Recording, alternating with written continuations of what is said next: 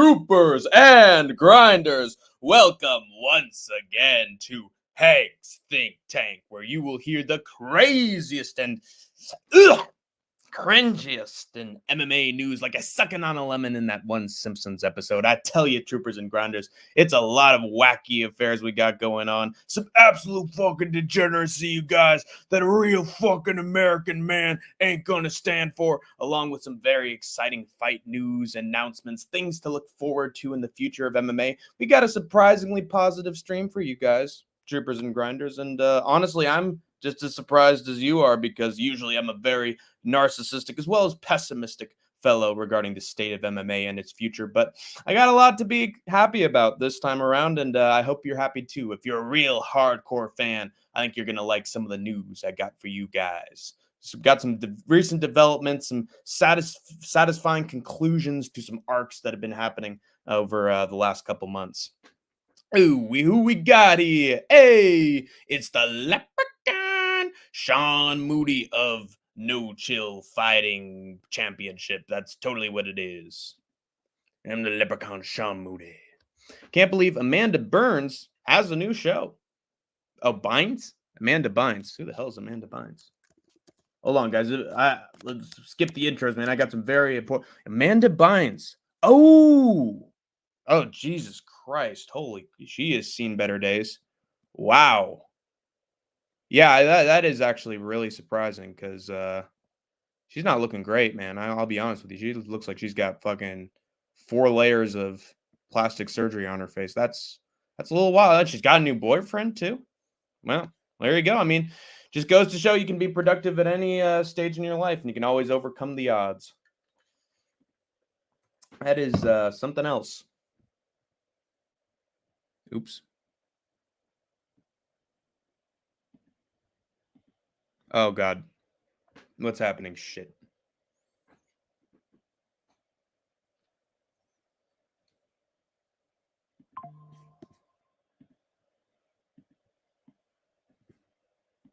Something's going on with my computer.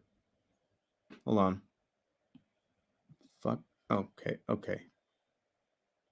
There we go. All right, never mind. We're good. How many points did you win last night by? I won. Jesus, I actually got to check that. God damn it, Sean Moody's making me go on all sorts of side quests right now. I'm not liking it. I'll be honest with you guys. Stop distracting me, Sean Moody. Tabitha versus Jan. Yeah, that's a real classic matchup. And Nick versus Luke. Yeah. Unfortunately, yes. I think Yan outclasses her. Yeah, totally, man. They're the very similar heights, man. And I think Jan's had more experience. My heart wants Diaz to get the W. I think we all want Nick Diaz to get the W deep down inside, but we also know that it's just not going to happen. Sorry. It's Figgy that's taking on Yan, not fucking Tabitha Ricci. GM3. Yeah, I'm going to get to that, guys. Fuck, dude. Oh, God, I said that there was some positive news, and I think it's more towards the end, but, God, I got to get you through some stinkers first. Shit, man. I have to check it out. That's what happened being groomed as a child TV star. Yeah, she has seen better days. That is for sure. I got to check my scores with Sean Moody. But I know I beat Sean Moody. That is a given. That is a given. Games. There we go. So Democrats hacking your system. That's right, Berber. If there's anything that Democrats hate, it's infrastructure. That's for sure. Totally. Have you heard a new fight announced? P. Diddy versus 50 Cent. Now that's a dream fight I want to see. Or should I say a nightmare matchup? Because it's between two guys that would definitely be a human nightmare. I think I'd go with 50 Cent just because the man's been shot 50 times. 50 times, and still survived and gotten away with it. So if P. Diddy pulls out the fucking Glock, 50 Cent's going to be a bulletproof vest, basically. Oh, shit. No. Okay. That's right, Sean Moody. Oh, yeah, and Figgy versus Yan. I forgot about that one. That's a hard pick for me. Wait, there's another Yan? Oh, Tabitha versus Yan Xiaonan. Oh, duh. Yeah. Yeah, I think Jan's going to take the W. Yeah, she's going to outclass her. Absolutely. I thought it was fucking Peter Yan. Yeah, it's a nightmare matchup. It's definitely in my nightmares. Boom, boom, boom. It's all up in my room. Picks. How many points did Sean Moody get for that shit? 115 points. And what did I get for it? Sean Moody got 115. Nightmare matchup. Yeah, that's right. And then Contender Series. Here we go. Sorry, guys. Bear with me for 1 second. Very important. I gotta assert my dominance over the Leprechaun Sean Moody.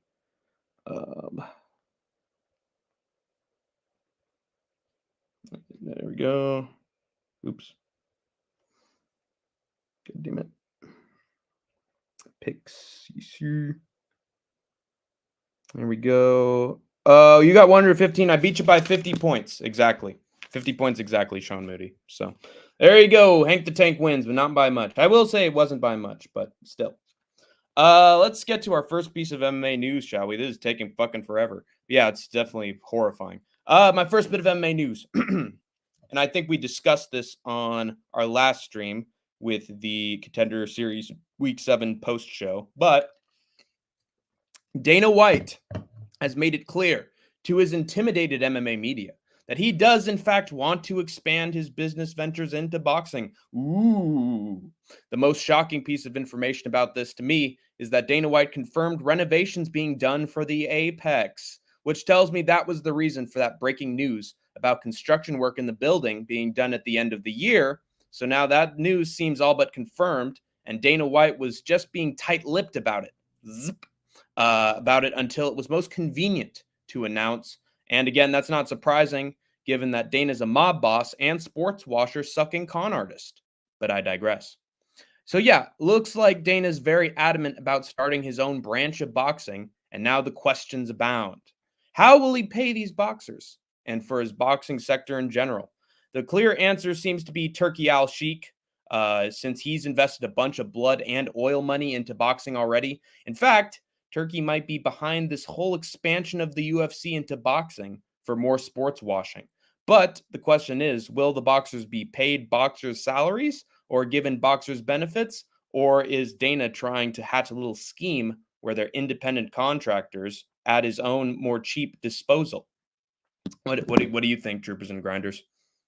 Yeah, the Ultimate Boxing Championship. It just rolls off the tongue, doesn't it? The UBC. It actually doesn't sound too bad, the UBC. That's pretty good. It's the XFL, pal. Best football organization in the world. We're going to beat Trump and Vince. Yeah, pal. I'm Vince McMahon, damn it. I control all sports. I got grapefruits of steel, pal.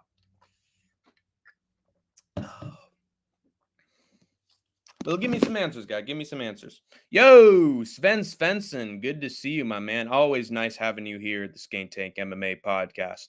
I was just telling everybody about how Dana White is thinking to extend his financial ventures into the field of boxing. And I was asking everybody what they think is going to happen regarding are the boxers going to be paid the same salaries, get the same benefits, or is it a scheme by Dana to make them independent contractors so that he could use them just like MMA fighters? And who's going to pay for it all?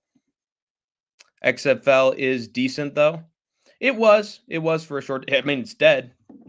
I'll be honest with you. The promotion's dead, but it was nice while it lasted. It was at least fun. I mean, it didn't even have really good talent. Let's be honest.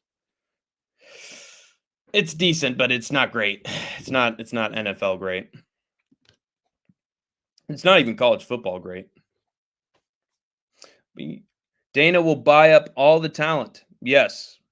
All the talent. And who do you think Sven Svensson is going to be his like top 5 guys he's going to get as starters right out of the gate? Who's he thinking in terms of guys who you want to promote the organization from the start?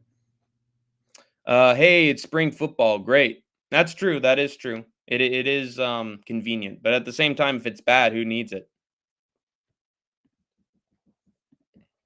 Yeah. He won't pay him top dollar. Yeah, that's what I'm thinking. No clue. I'm not a boxing guy. It seems like there are rumors that Terrence Crawford might be up for grabs. Maybe Ryan Garcia as well. Maybe Shakur Stevenson, since nobody wants him in boxing, would actually be a good deal. Mark Chamberlain just lost a fight, so maybe they'll try to swallow him up.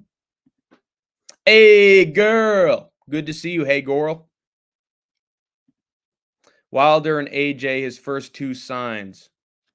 Yeah, that actually makes sense. That makes sense. They are big names. There you go. Finally an answer from the Skate Tank Army. And they say I haven't raised you right. I raised you for war, damn it. Not for answering questions about MMA. You do you, boys. And girl. Huh? Let's go out and get dinner, huh? Anything for my princess. Ha ha ha ha. Anyway. What else was I going to say? Oh, Mike Tyson seems to think that he'll be using boxers more so as independent contractors. As he recently said in an interview, Dana White can move the pieces in his boxing divisions easier than Warren or Eddie Hearn could, deciding not to place in main events or even fire those who put on bad performances or boring fights for the promotion. So consensus seems to be that Dana is going to be treating boxing more like his promotion than the athletes, which he seemed to imply during that Contender Series post-fight press conference. Wilder and AJ's. Then again, it's like Mike Tyson, guys, so you can't exactly trust everything that comes out of his mouth. As Bill Burr said, oh man, the Brown University, it has the best education in the world. Those Brown University educated always bring out some fucking gems when they're talking. Do you think he'll do a Dana White's Contender Series for boxing to get it off the ground?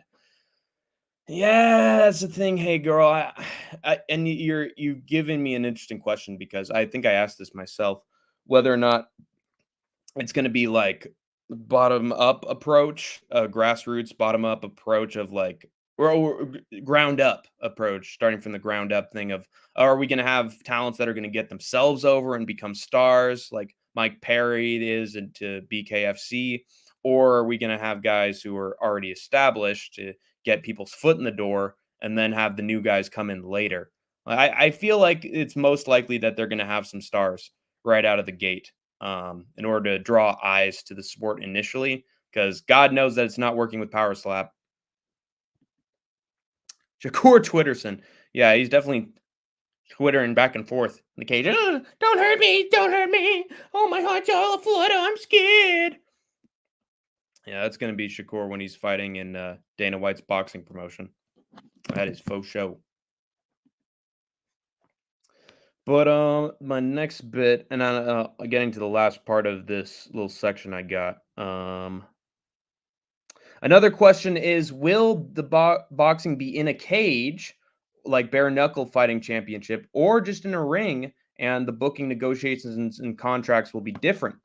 Will the UFC have big names fighting for them right out of the gate, or will they mostly have boxing rejects and more minor league talents headlining their shows to build them into stars, which is exactly what Hey Girl was trying to say. It is a possibility, but I think it would be smarter to have big names since they could probably afford it at first. And they got Turkey Al Sheikh's money as well. Can UFC/MMA fighters transition to boxing more easily in Dana's version, like the O'Malley's, the Ilias, the Aspinalls, or the Pereiras of the world?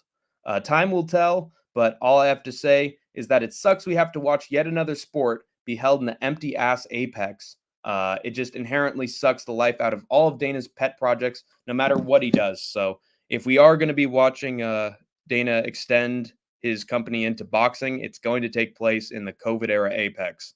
Whippy. So be prepared for someone to during the fight and distract everybody.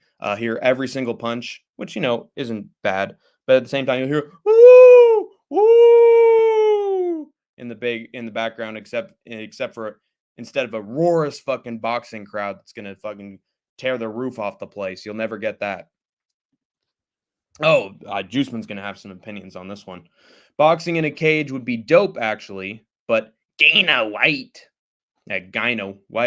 hates cool things unless it involves the rainbow cuck. Then he'll bend, and unless it's John Jones, in which he'll let John Jones just pull a fucking Pereira on the anus. Just jam it right up there. Although it'll honestly be hard for him to do because he has the testosterone of a castrated male. So I don't even know if he has something to place up there. So it's bad. But he definitely bends the ass for a lot of different fighters that make it big or are stars, quote unquote. But yeah, guys, that's all my news regarding Dana White's big announcement of boxing for UFC. And it seems like Dana's committed to it as well because he spent a whole, 20 and 30 minutes trying to promote it and trying to plant seeds regarding its arrival, but I'm not looking forward to it either way. It seems like, and I said this on the post-fight presser reaction, almost any idea that Dana White has that's not involving the UFC usually just dies a very slow and painful death. Like PowerSlap, which I think has never been a success from the start, and he's just, I believe ITP MMA, he's just fucking faking numbers, faking subscribers to try to basically trick any like degenerate schmuck that it's actually worth something so he could sell it off, or he's getting more of Turkey Al Sheikh's oil and blood money sports washed into it. So, it's I feel like Dana's a horrible promoter outside the UFC. He's like any great promoter. He had one good idea, and then the rest of them sucked right afterwards. And his legacy is that one idea that he had, and he can never replicate the same success. So even if he's got the greatest talent of a boxing roster he can put together, he'll still find a way to screw it up, just like Ultimate Fighter. I'm guessing the MMA guys will be allowed to go back and forth now. Yeah, that's what I was thinking. I was thinking it would be way more easy for them to step into the ring, squared circle. Your hate for John Jones is my hate for the clown. Yeah, except John Jones has actually committed crimes and Sean O'Malley hasn't. So I would focus your priorities on people who are just absolute bastards instead of people who were cucks at one point and actually have normal sentences and aren't mentally ill. Trying to get Ngannou back to fight for him. Yeah, I know that wouldn't that be the ultimate game plan, dude? I just want the money. I lost to Renan Pereira. Hey, pal. I love everything about you, kid. Listen, all that tension we had before, it's water under the bridge, pal. You've hit with the power of a Ford Escort. Oh, you're better than Steve. You're better than John Jones. You're better than John. You're the best ever. Well, I got a brand new boxing promotion, and I think you'd be good in it. I think you'd win a few. Come on, kid. Give me a hug. Give me that big black dick, Ngannou. What the fuck is that? Dana definitely is faking the numbers until he hopefully doesn't make it with the PowerSlap circus. Yeah. Better than Fedor and Kane. Yeah, that is true. Yeah. Both of those guys are fucking failures. No Dana. Mm-hmm. Got a little bit more time. What do you want to talk about, troopers and grinders? Outside of the big time MMA news, what you got for me? Hello? Hello? I am looking forward to UFC Fight Night Paris coming up real soon. I'll be honest, guys, I'm a very busy bee. I've been working on picks, been working on editing together videos, and yeah, it's hard to keep up sometimes, but I'm going to try, troopers and grinders. I'm going to try to get those picks in on time for Thursday. Don't know what the time will be with Idaho Skatesman, but I'm sure we're going to work something up, and you're going to see, man, we're going to have some good picks for you. At least we'll try. Cuck plus got caught twice. Well, he always gets caught, man. They have an open relationship. So, I mean, he gets caught on purpose because it's open. Like, if you hate O'Malley, you got to hate Will Smith, right?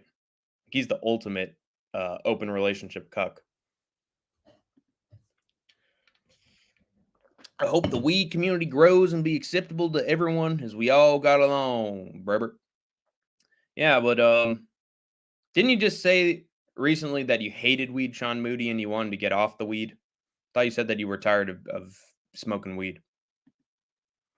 No, got caught for testing positive, bro. Oh, okay. Well, that's an actual reason to hate Sean O'Malley. He did test positive at some point in his early career, and who knows honestly if he's actually getting tested. in his more recent fights. That's actually a good point. That's a reason to hate him. Like genuinely, like I detest this person. Hatred. We move on to our next big bit of MMA news from Hank the Tank. In less serious news, we've gotten yet another odd couple pairing in MMA as the two most based Brazilians. Oh, I owe Idaho Skatesman $10. Based. I owe another $10. But Brazilians on planet Earth, Paulo Costa and Alex Pereira and Paulo Costa, as Uncle Chael would say, are messaging each other on Xbox about playing each other in UFC 5, and Alex sending Paulo a clip of him knocking out Chael Sonnen in 2 minutes. Speaking of Chael Sonnen, he knocked out Chael Sonnen in UFC 5 and sent Paulo Costa the highlight reel. Actually, no. He knocked out Chael Sonnen in 2 minutes IRL. No, I'm just kidding. In-game. He knocked him out in-game. Sonnen would never get left hooked by Alex Pereira in real life. He wouldn't let Alex get close. He wouldn't let him get close. And he would shoot a perfect double leg. Undefeated and undisputed troopers and grinders. Yeah, I did, but just how everyone was compared to being able to drink and shit is all I'm talking about. Everyone was nice to me when I would say something to them about, dude, people on weed are fucking chill, dude. They're not drunkards who are just trying to project all their built up, pent up anger onto the world. They use weed as a way to distress. They don't use it to not be themselves.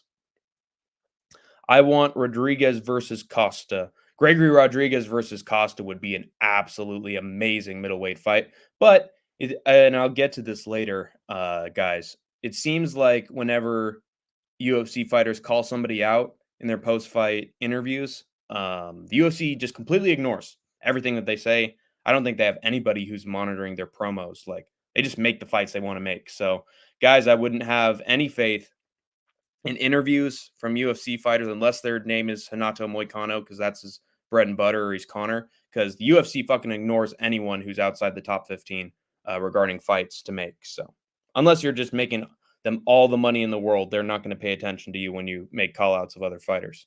But Rodriguez versus Costa would be great, and I just feel like they'd never give RoboCop a fight that high for some fucking reason. They hate the guys who actually put in the work. That would be a fun fight, though. Honestly, I think Rodriguez would fucking smash Costa. I think his takedown defense would be shit. I think Rodriguez would take him down, beat him up. And I think he'd get the better of Costa in the exchanges, too. If he can dodge all of Christopher Leroy Duncan's head kicks, then he's going to dodge Costa's. RoboCop called him out on Jackson. Oh, well, if UFC isn't paying attention to post-fight interviews on their own, company and its shows, they're gonna listen to him when he's on the Jackson podcast for sure. That's a huge one, man. They're totally gonna listen to him there.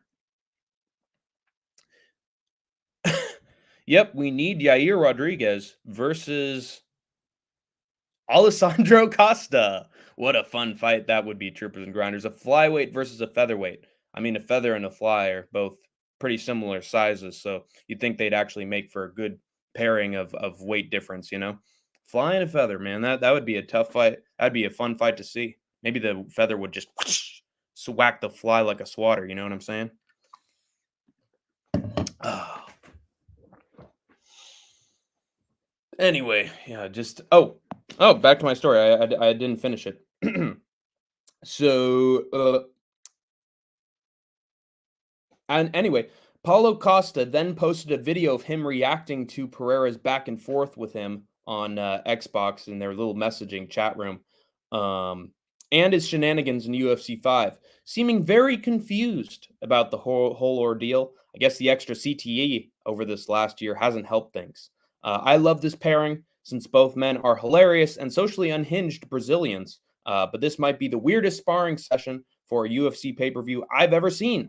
Is Alex Pereira doing some Max Holloway-esque video game training, trying to find new moves for his fight with the infamous cult member Khalil Roundtree? You be the judge. But interesting stuff from Alex Pereira. He's going to be busting out a fucking spinning wheel kick and a crazy uppercut into a body kick into a jump knee. He's going to learn everything from UFC 5, man. He's going to fight like it's a video game in there. If you die in the game, you die for real, guys.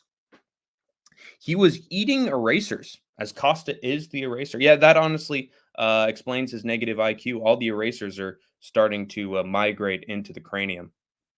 The eraser shavings. Head got knocked the fuck out.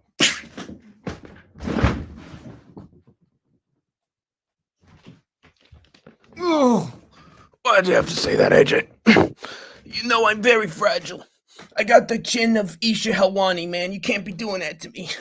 I've been knocked down one too many times like BJ Penn, man. You can't be pushing me like that. I hate it. God damn it. Ugh. But anyway, Alex Pereira, man. You gotta love Alex Pereira because he's always reaching out to the most based, $10, please. The coolest UFC fighters, the biggest Giga Chads in the UFC, like Sean Strickland, and I'm gonna get to that story later. Paulo Costa, who's just so much fun. By the way, guys, I believe, and I'm not exactly sure if this is true, but I think it is because I read a story about it. Apparently, wait, hold on, I need to check this. I'm not just gonna say it.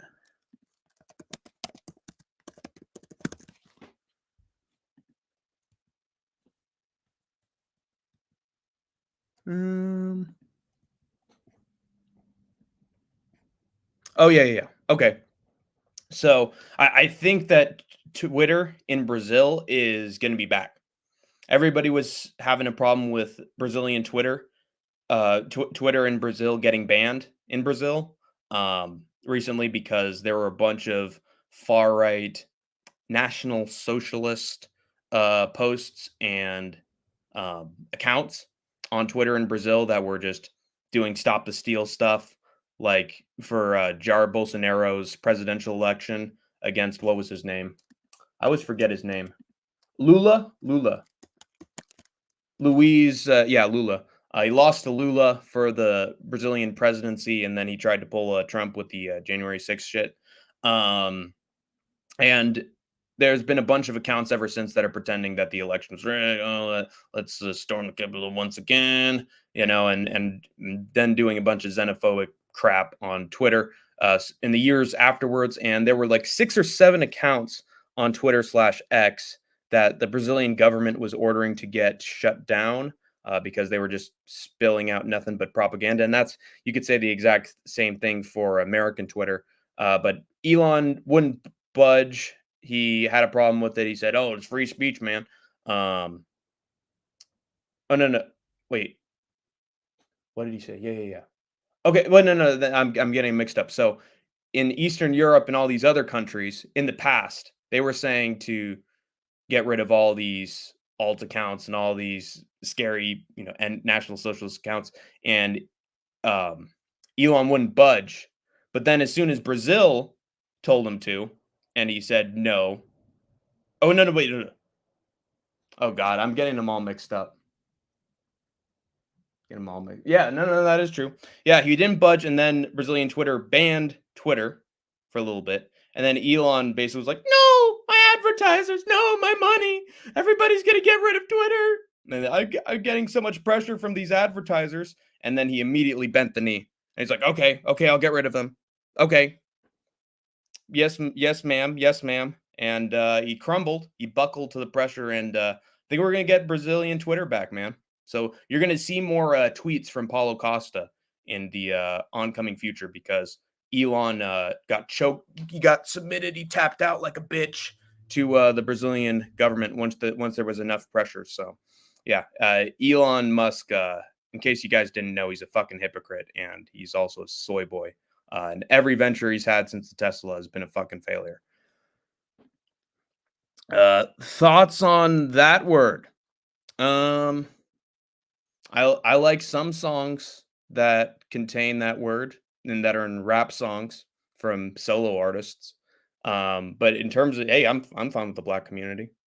I got friends in the black community, and I think that they are being, especially when it comes to the police and how they're treated in jail. They definitely having inadequate treatment compared to I think other racial majorities and minorities. So even though there's been a lot of progress we've had since the 1960s onwards, I still think that there are aspects of the society economically and in terms of the police that disproportionately affect the black community. That is what I would say. But they're making progress. They're starting to enact political change. Hank avoiding being canceled. Well, again, when you're talking about anything that involves economy and politics, it's a fucking tightrope. So you got to balance on the what was this? The tightrope very very carefully. I love. They are great people. Is this Sniff? My question is that is this Sniff? Because if it is, well played, Sniff. You're an alt account and you're doing a good job. But I will say, you keep it up. If you're only doing messages about this shit, if you keep on spamming that shit, I am gonna fucking time you out. And if you come back and you try that shit again, I'm gonna fucking ban you. So be real fucking careful. Just trying to fucking push me into saying things and being a dumb little troll and talking about nothing but race, because politics is not what this channel is about primarily. So be tread fucking lightly is what I'll say. They're great people. Yeah, I sound like Trump. What the hell? Where'd that question come from? It's trolling. Who the fuck is Sniff? Well, there you go. He's a YouTuber. But let's keep it about MMA. Hank already got the political skills. Thank you very much, AJ. I appreciate it. I'm from Australia. Nice. Well, it actually makes sense. It's in the time frame. If you want to just chat MMA, I'm sorry if I offended you, but you know we do this, bro. I'm not Sniff. You're sounding like Sniff. You're sounding like Sniff. Lockshess. Be careful, Melania. Be careful, Melania. You're my favorite. I don't want to hurt you. Let's see. Okay, yeah, we're on time. Let's get to Hank the Tank's next bit of MMA news, shall we? But actually, I have a question, bro. I love MMA. Me too. I love MMA. I could do a rundown of previous stories that I was talking about. Dana White wants to expand the UFC into boxing. He's getting into boxing. He's renovating the Apex to have most likely have like a little boxing arena in the future. Have a ring, so there's like a new segment of the Apex specifically for boxing. And there's a lot of questions regarding fighter pay, who's paying for it, and what the stipulations are going to be. How if UFC fighters can come in and box. Like, so what do you think of this situation? I love the inbred Russian fighters. Wow, not a lot of people do. Hey, we actually have that in common. If you're being sarcastic, cool. But why is your name all ghetto on here? It's a good question. Self-hatred, maybe. And then I wanted to mention that Alex Pereira and Paulo Costa have been going at it on Xbox. Both guys seem to be playing UFC 5 and are big fans of it. So they're starting to hang out and play games together. And Alex Pereira is just a chill dude, man. He's got great social skills. Always hanging out with people. So the man is amassing an army. Shama. Cool, but what? Looks a little Indian, to be honest. That is a good. Yeah, it is Lakshya. Yeah, that is true. Wait, so the conspiracy theories are abounding. I mean, let's not make it all about Lakshya. They might feel a little nervous or a little like intimidated by it. Just give him his room. Dana used to be a sick cunt, but now he's a sellout. That is true. Absolutely. He used to be a real fight fan and know what was best for business. And that was actually interested in making money the right way through booking good fights and being an excellent promoter and coming up with good ideas. But yeah, now he's just taking that blood and oil money ever since the pandemic. Same thing with Joe Rogan. Same thing with Dana White. His like whole mindset regarding success in having an MMA business has gone completely out the window, and he just wants legacy on his way out, and it's resulting in an awful product. And he just wants to make a bunch of money for no reason, no good karma for making that money, and he just wants to skedaddle in a few years. Dana is resurrecting boxing. Why? It's always been these pillow crushers or can crushers versus the cushers versus the 4-ounce leather. I think it's stupid. Well, you think boxing is stupid in general. He's going to help boxing get their old groove back. That is true. That is true. This might actually be a benefit for boxing and not Dana. He might get re-up their momentum. Now he blows John. Yes, sir. We can agree on that, Lakshya. John fucking sucks as a person. No one deserves to be sucking him off. Not even, especially his wife. For those in attendance and in the Skate Tank MMA YouTube chat, it's time! 2 hours in the YouTube Degeneracy Division. Fighting first, out of the red corner. Fighting out of Australia, Melbourne, Laksha 10 Goyo. And next, fighting out of the red corner. He stands at 275 pounds, fighting out of his mom's basement, Hank the Tank. He got into all this promotion shit because of boxing. Yeah. Yeah, it's so stupid. Boxing has pushed Dana in a horrible direction. Bruce, introducing the reigning, defending, undisputed champion of MMA YouTube, Paradox the Chad! Juice Man! Everybody wants a fucking bite of the GOAT MMA YouTube discussion. But none of them are Hank the Tank of the Idaho Statesman, damn it. You don't got the subscribers we do, bitches. Sup, guys? That was an excellent introduction for yourself, Paradox the Chad. You're almost getting to King's World level of self-glazing. Excellent work, my man. Excellent work. I got a few more minutes. I want to chat. I'm loving the fucking Skate Tank Army chat for this night. It's going pretty well.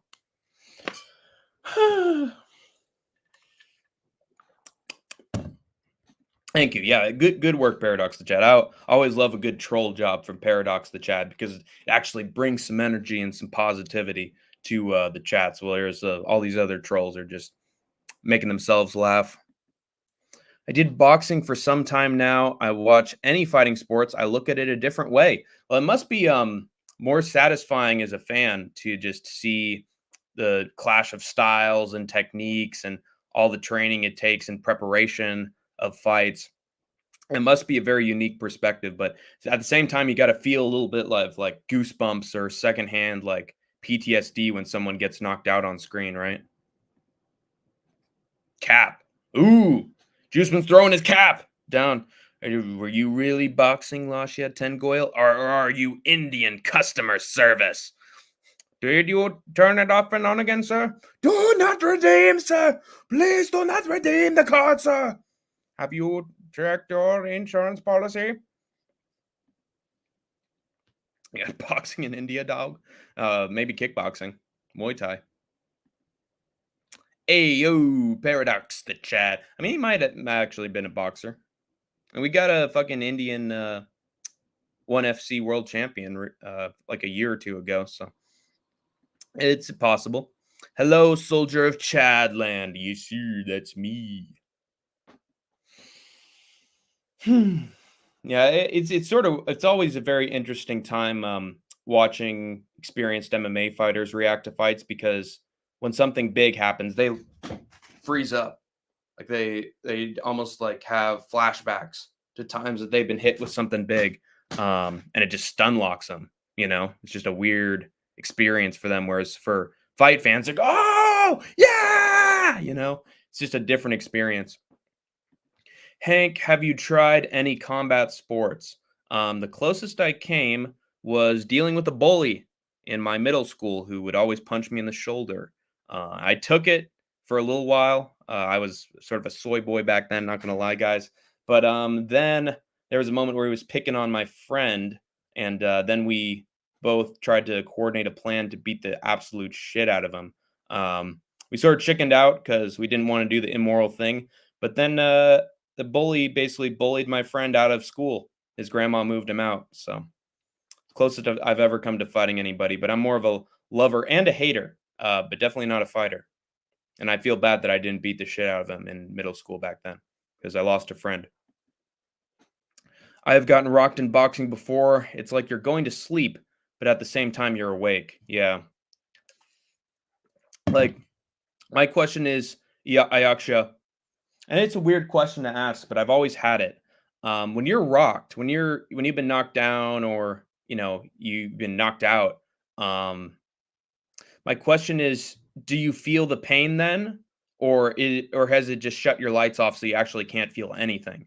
Whereas, like, before you get knocked out, is that the most painful part of being in combat sports? Respect, thank you. Yeah, I wanted to beat the shit out of him. No pain. Yeah, that's what I assumed, guys, because I've seen stories of guys who have had, like, near death experiences, and there's this one guy who's, like, on his motorcycle, and he, like, fell off of it, and he got mortally wounded, and he didn't feel anything. He didn't feel anything. He just, like, it was like he went to sleep, and he was just in some fucking twilight zone limbo of, like, peace and calmness and warmth, and then all of a sudden when he woke up, he started feeling pain. It was, like, the worst pain he'd ever had when he was awake, but when it actually happened to him, he didn't feel anything, which actually makes me feel a lot, better regarding my impending death. Feel the pain after the sparring. Yeah, so it's real pain afterwards. Yeah, I get it. Because you get bruises and injuries that take a while to heal. Feel no pain to the head ever, really. That's interesting. That is interesting. But to the body, that's gotta hurt, and to the legs and to the arms, that's a different story, right? That's interesting. Anyway, next bit of MMA news from Hank the Tank. I took a head kick to the chin and it dropped me on my ass. Saw it coming, but didn't have enough time to react. It's the impact that surprises you. Interesting. You could see it coming. Chael said that the only time he's felt true pain is when Michael Bisping punched him because his punches were so unconcussive. Yikes. Well, I can see why he hates Bisping, and I've never seen a collaboration between Bisping and Chael. Damn sorry you went through that. If the juice was there, I would have Portan his bitch ass. I just would have imagined he was O'Sally and beat the shit out of him. Yeah, I agree. That kid absolutely deserved an ass whooping. But he was a real monster. Like he tried to blackmail this girl, and it was going like the rumors were spreading all over the school that he was in this like torrid relationship with some girl and that he had gotten dirt on her from like social media, and he was like threatening to post photos of an embarrassing situation if she didn't like do something for him. He was a real fucking creep. Um and then once high school came around, he all of a sudden, and this is the thing, guys, this is such a weird phenomenon in between schools. Sometimes get people like really try to change themselves because this is their big period where like, okay, new school, new me, new people, I'm going to present an entirely different version of myself so that I can like get a fresh start, or I can like switch into this mode that I felt like I needed to tap into, and now I can tap into it now. And it's so weird, like he was just literally the fucking Rosemary's Baby during middle school, and then in high school, he's super squeaky clean and, hey, how's your day going? Oh, it's great. Oh, it's very nice to meet you. Hey, Hank, how's it going? And it's just obviously a very false image of himself, unless he was like a reborn Christian or he got some much needed therapy. Like it was so weird seeing him be all smiles and a like squeaky clean kind of Mormon type. Um, and then, but there was one moment when we were in a math class together. We'd finally been in a class together, and he the reason he had bullied me is because, as you can tell just from watching my channel, I've always been sort of a class clown, and always someone who wants to get a laugh out of people, and like it's sort of like to help the class more, like motivate it and make it fun. But there are certain people who don't like me being a class clown, and that person was not a fan of mine, and I'd already annoyed him in like elementary school and middle school. I haven't annoyed a lot of other people, but I annoyed him in particular, and sort of like a few people I can name on YouTube. I won't, but I was in the math class and I was, telling jokes and trying to keep things light. And he walked up to me and he put his hand on my shoulder. He almost like squeezed it a little bit. He's like, "Hey, remember when you were doing this previously in other schools? Or are you going to really do it again? Are you going to keep making noise? Are you going to keep joking around?" Cause, and he's just like, he's squeezing my shoulder. And I'm like looking at, guys, do you fucking see what this guy's doing? Do same old fucking eat I'm not gonna name names. Same old guy, guys. Same old person. And but everyone was just looking at him weird. He was just a fucking freak until the end. And I think he still is. His dad was a bit of a freak. I knew that for a while. Body, it hurts. It's like a sting. Yeah, I'm gonna assume that from the neck down, that's where the real pain is. You doing picks tomorrow? Yes, I am. I'm doing picks with the Skatesman. Tank, you do Discord calls. I can hop on with you someday, have a chat about MMA. Yeah, let me see. You should hop into City Life Projects chat sometime.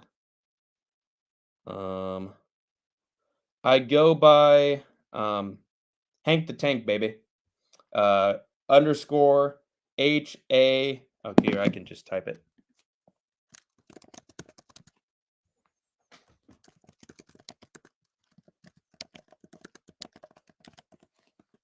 Hank the Tank, baby, is my username. So hit me up. I got a picture of a little mountain in the background. That's when I would visit my aunts in Oregon, Ashland, Oregon.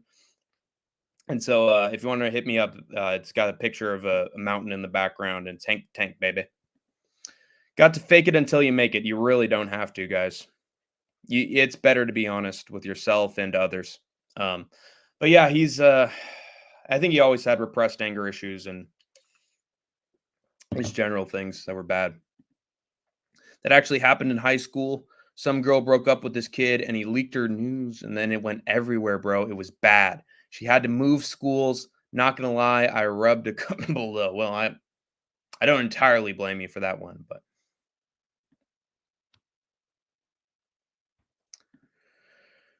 let's just say his name was Eric. Eric. Bro, sometimes you just gotta hook off until you teach him a lesson. Yeah. Sometimes you gotta beat the shit out. It's like Guru said. Sometimes there are little kids that are just so weird and they need a lesson. Okay, done. Blocked. Thank you very much, AJ. I appreciate it. Let's move on to. Actually, I got 2 more minutes. Why not? 2 more minutes, and then Hank the Tank's next story. But and what was I even trying to say? Like, yeah, well, that guy, yeah, he wasn't great, but everybody else I've seemed to have a pretty good relationship with.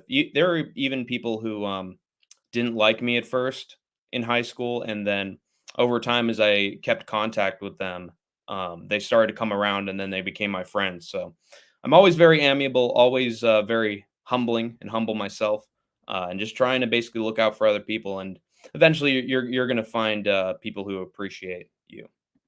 Yeah. Yeah. I accidentally let the cat out of the bag. Sort of, it's something that I really need to control on this channel because, yeah, and I'm not as experienced with YouTube, so sometimes I accidentally let things slip. But I'm not gonna give you his last name. All right, nice talking to you. I subbed. You're a sick cunt. Thank you. Well, given that's what you called Uncle Fester, I'll take that as a compliment. Don't tell me he took your girl too. Yeah, there's no girl to take, AJ. That's my little cousin's name, and he's 12, and he's 5'11", and he's huge. But we teach him to use his size for the good, and he's a very good kid.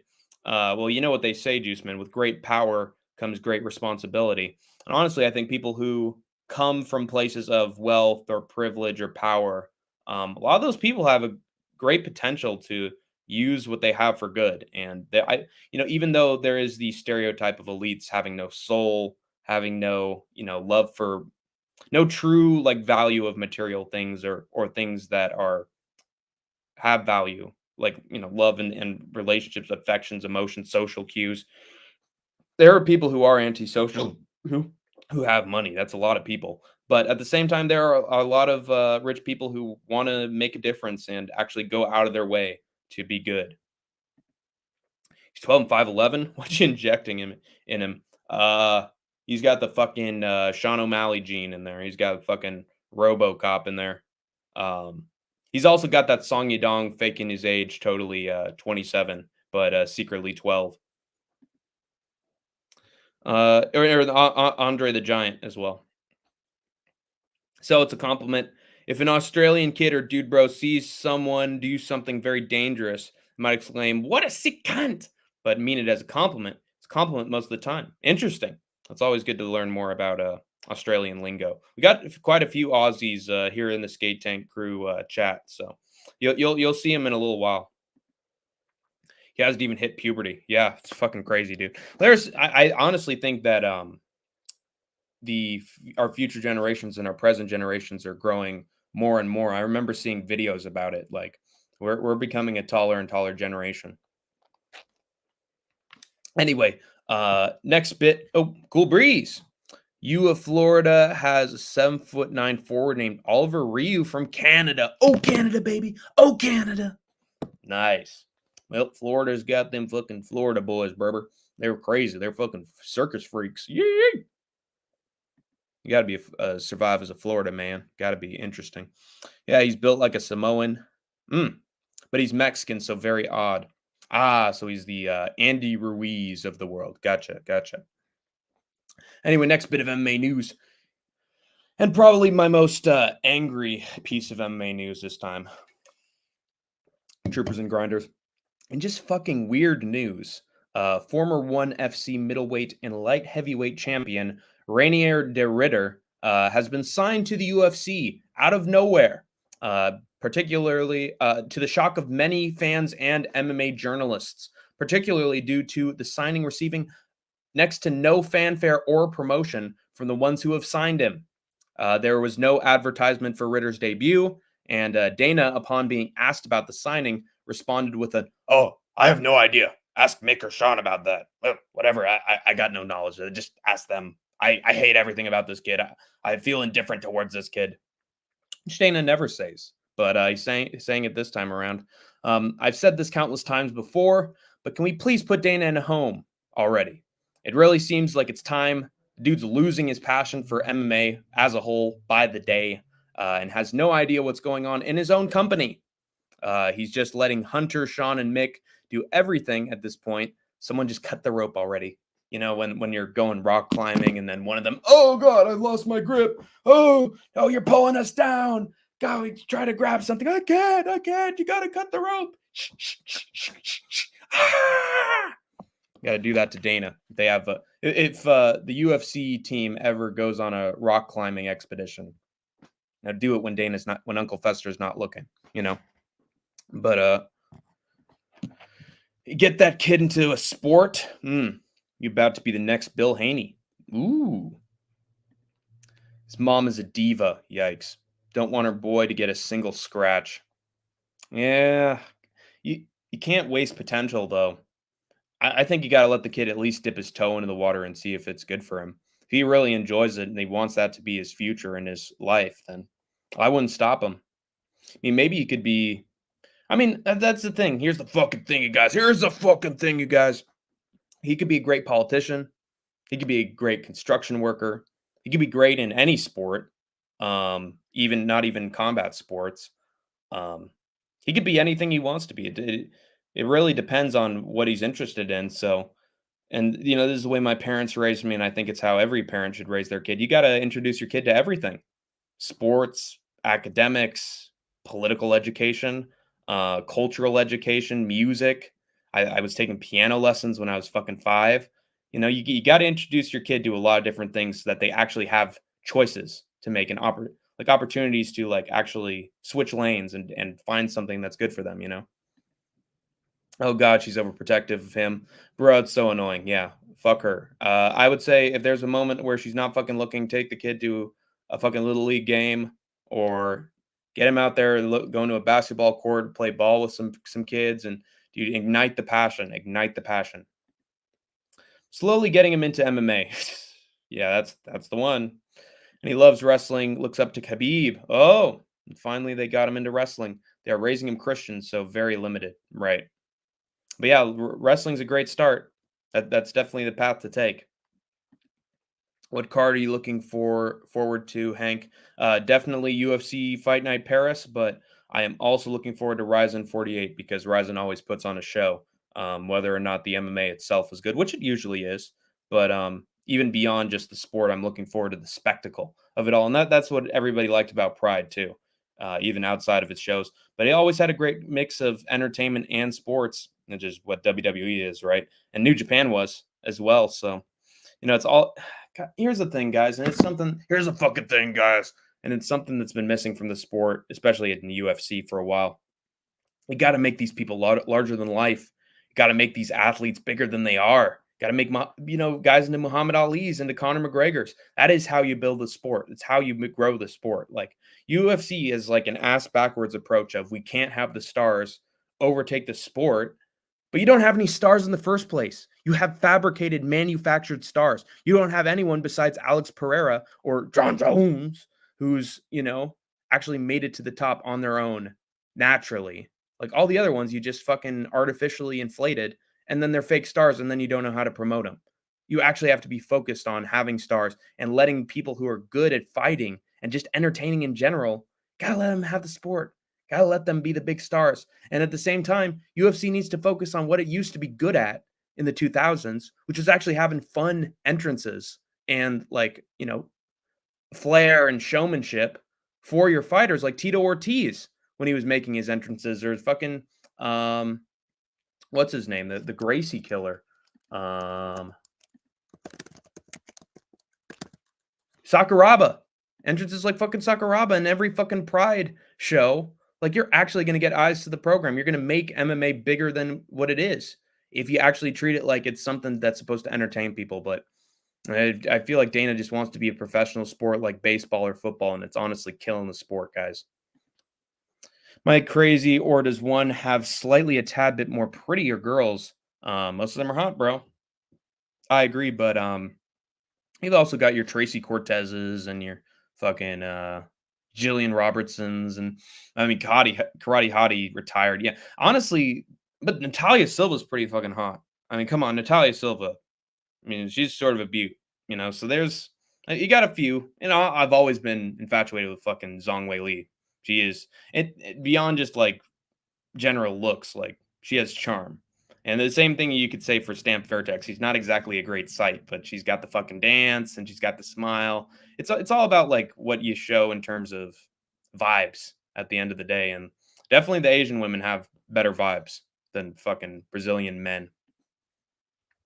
Just very difficult to scale an operation like that to promote 1,000 athletes. That's why you got to cut the amount of athletes. Can't have that many athletes. You got to get rid of the ones who are damaged goods, or the ones who were never good at all. The fighters need to reinvest into themselves. So how are they going to do that? Like, if anything, AJ, we've got more methods for fighters to promote themselves than we've ever had before, and it looks like they're really not using it to build themselves up. Like, I feel like we've got more opportunities than ever to have stars, and it's just not happening. I think you can make fighters into stars if you just give them a natural career. It's what we used to do in the early days of the UFC, but we're not doing that anymore. We're not elevating the ones who deserve to get elevated. Didn't UFC start out as different styles against each other like Bloodsport? They did. That's why it was called the Ultimate Fighting Championship. It was to see which of the fighting styles was the ultimate one. Which one was the best fighting style out of every fight style in the world. And in order to do that, they had people who were wrestling background, sambo background, karate background, Muay Thai background. They had every single one fighting each other. That's why it was the good old days, man. Now it's just striker versus grappler over and over and over and over and over and over again. Tracy Cortez smells like turtle ankles. Bro, we established this before. What do you know from experience? Best the UFC can do is hire people to consult fighters on how to self-promote. That is true. That is true. But also, you don't want them to be the Sean O'Malley's of the world and the fake stars. I would prefer seeing different style experts go against each other than everyone do a new sport called MMA. I fully agreed, Cool Breeze. You need to bring people. I mean, that's why Wonder Boy was so much fun. Is that he was a karate guy, and there weren't a lot of just karate guys there. So they just brought in a karate guy, and he did super well, and he became a star. Alex Pereira was a kickboxer, greatest kickboxer in the world. They put him in there. He became a star. So you need to have fighters that are 1 in a million making their way into the UFC. And you can't have too many of them because you're just going to have guys who all have the same style eventually. Like, if you're taking all these guys from promotions that have 1 million kickboxers, 1 million Muay Thai guys, 1 million BJJ guys, 1 million wrestlers, you're not going to have anyone who stands out. So, I mean, that you're going to have a 1 in a million talent because you got too many guys who all fight the same or in one genre, So I have to have smaller rosters. Brian from San Pedro. I'm from King Beach. Our city are literally neighbors. Word gets around. My friend Danny trains at his academy in Torrance, California. That's awesome, dude. That's great. King Beach, Torrance, nice. Well, California has some great athletes. We train some good athletes. We have good gyms. Long Beach, not King. Sorry about that. Oh, yeah, Long Beach and Torrance, nice. Let's get to. Let's keep going. So MMA media's caring more about Ritter signing than the entire UFC is. Great promoting, guys. And worst of all about this debacle, and this might be my more subjective opinion, so take it with a pinch of salt, troopers and grinders. But worst of all, in my opinion, about this debacle is that his debut in the UFC is going to be against GM3. Which has to fall under the category of cruel and unusual punishment at this point. Gerald Meerschaert overcomes the odds once again, gets the most finishes in middleweight history above Anderson Silva, calls out Paul Craig, which is a fun and fair matchup at his age, and instead the UFC rejects his call out, like they do every call out from a fighter these days, as I said before, and they give Paul Craig to Dana White privileged bonehead Bo Nickel to destroy and match up the veteran GM3 instead with one of the scariest middleweights on planet Earth outside the UFC in Reinier de Ridder for a quick tune-up fight. I'm here. UFC hates Rainier Riddler. Yeah, they do hate the Riddler. He's always sowing chaos in Gotham City, always confusing the police and just generally being a nuisance to outsmart the world's greatest detective. Who needs the diddler, man? He's always hanging out at Diddy's pool parties. The Rainier de Riddler is always hanging out with Diddy, and he's always being a co-host on Making the Band and making all sorts of weird requests. Who needs the fucking diddler? No, as Riddler and Batman would put it. But and they say the UFC doesn't reward their fighters enough. Now they don't. They must have paid GM3 a lot of money for this effective burial. They better have, because GM3 is obviously not on the level of Anatoly Malikin.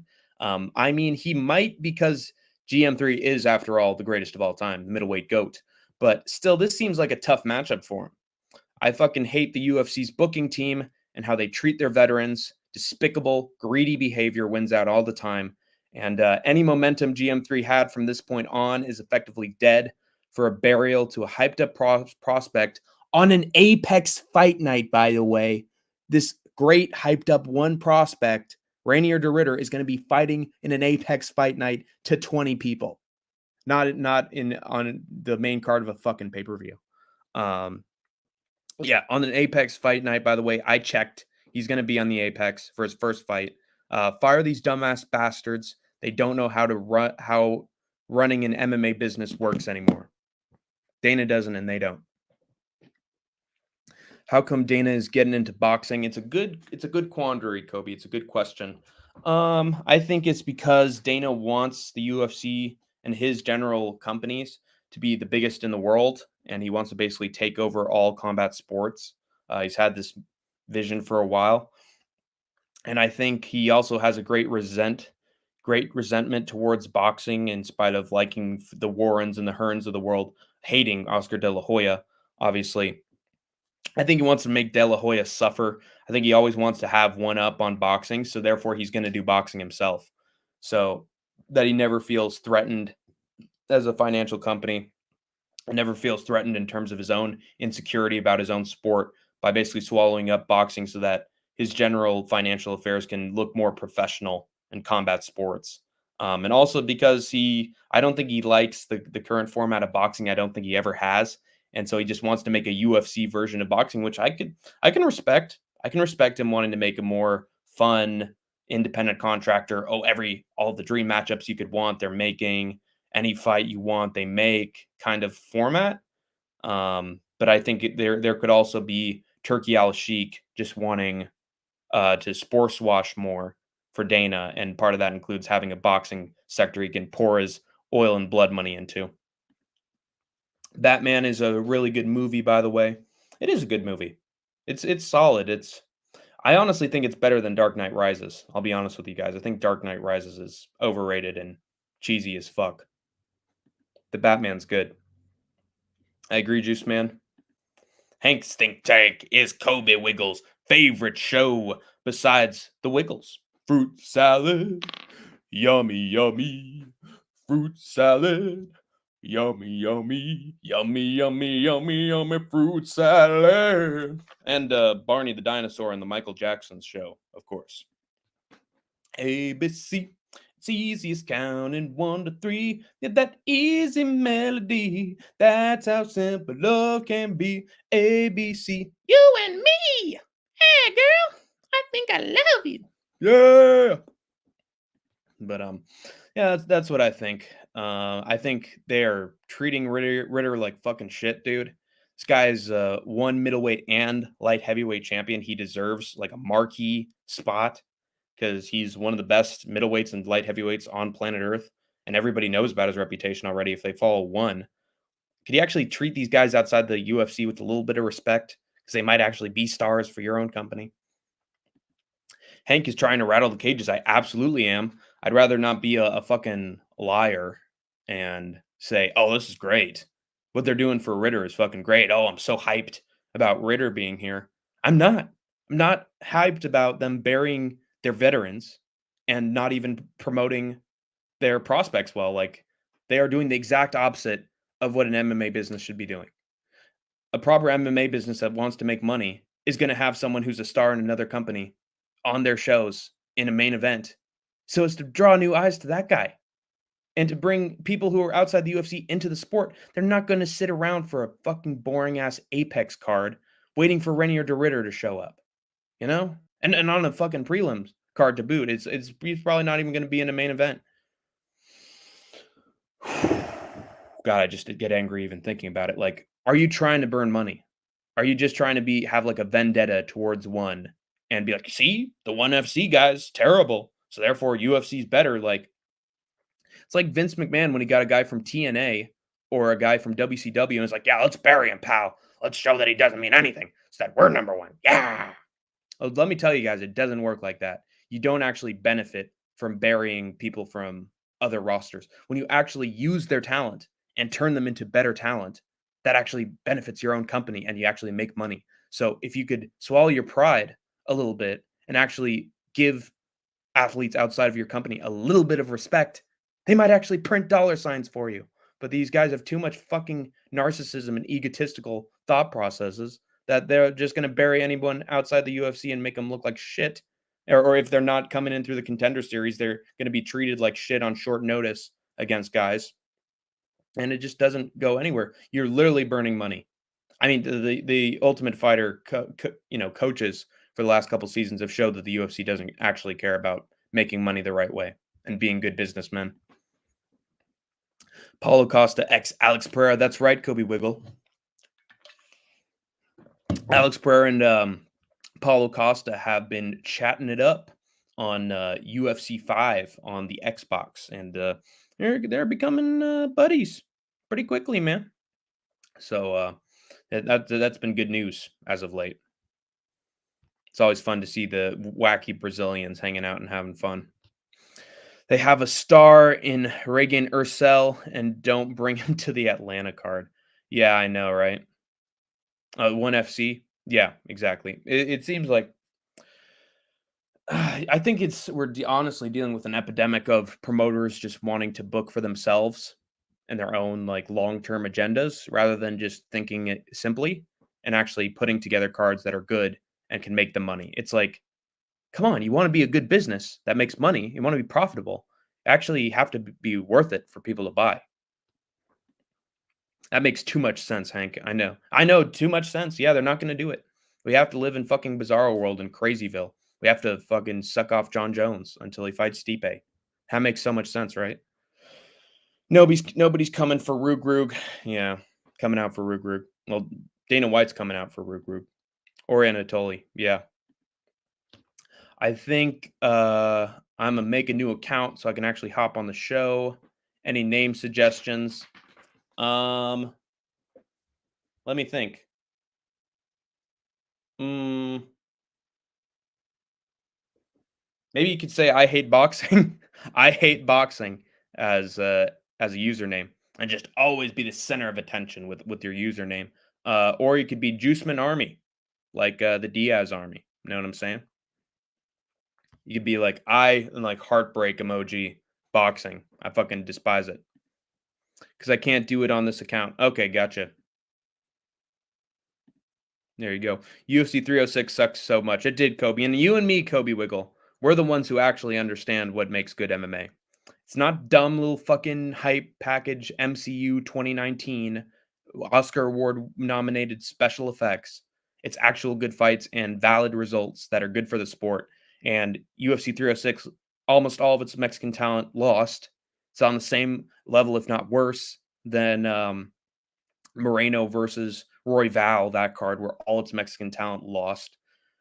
You know, it's just it's pandering in Vegas when you're supposed to be in Mexico, actually being there for Mexican fans. Instead, you're going to pander to them while having only billionaires in your seats.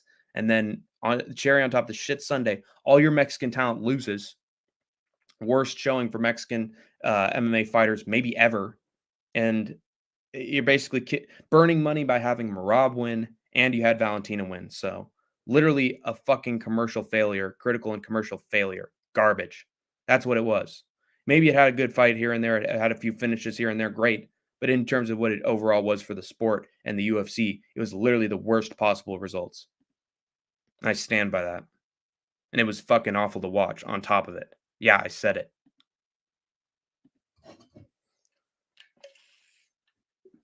Fucking robbery for Ronaldo Rodriguez, fucking low light of the entire card.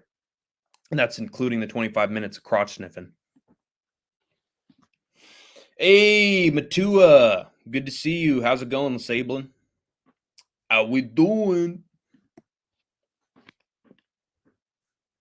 What else you got for me? What else for you got me? 2 more minutes, and then I'm heading to my next MMA story.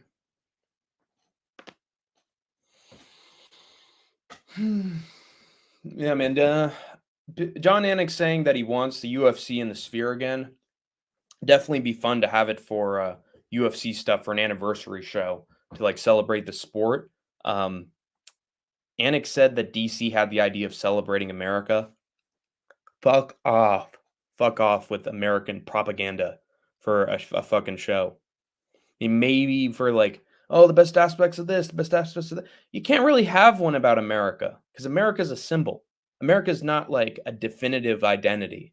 If you do one about America, you're going to piss somebody off because like America is a collection of 50 states and 50 different cultures and 50 different politics and probably 50 different religions as well. So you can't encapsulate America in a sphere show. You can encapsulate the MMA in the UFC because it's a single company. Honestly, that was perfectly put, Hank. Those graphics were lame and nothing spectacular. They used it to draw away from the lame pay-per-view. It was a lame fucking pay-per-view. Sphere D's nuts, yeah.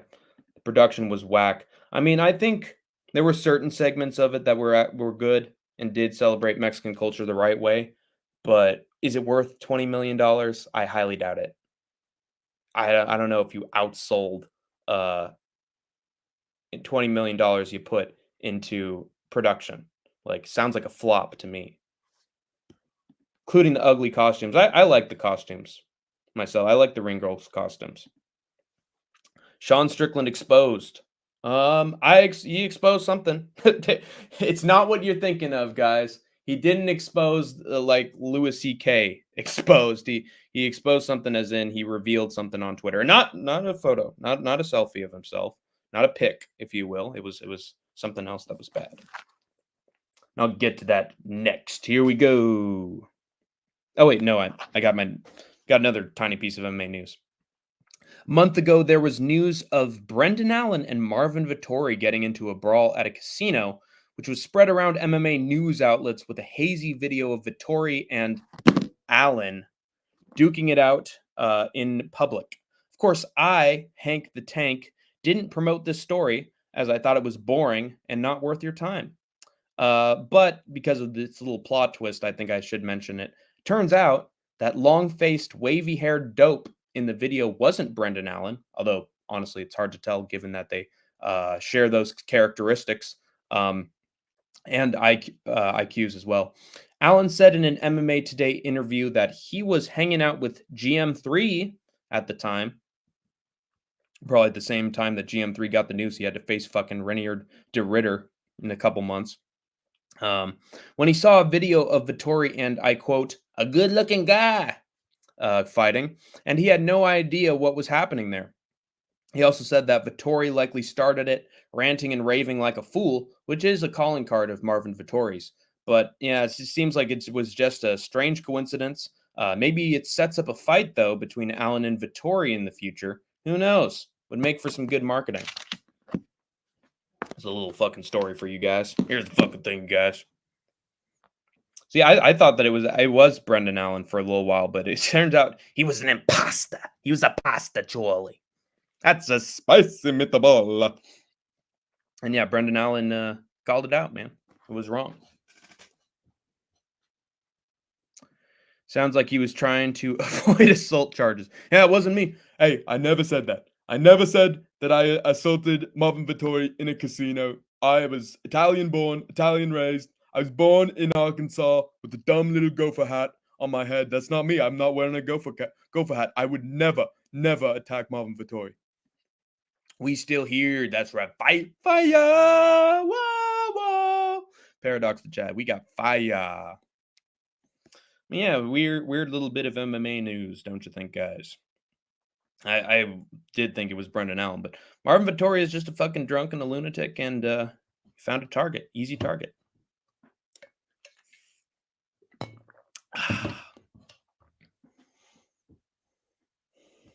Yes, sir. Medic! Call an ambulance, but not for me. I'm just thinking of that fucking Office from SpongeBob. The brain's on fire. I'm done. I want to live. You're getting fired if you don't stay in here, mister. Wait, I have a wife and 3 kids. Yeah, fire emojis. Let's get some more fire emojis in the chat. Let's start a fucking bonfire. Let's burn the mother down to the ground, if you will. Let's get it. Fire! Fire! Fire!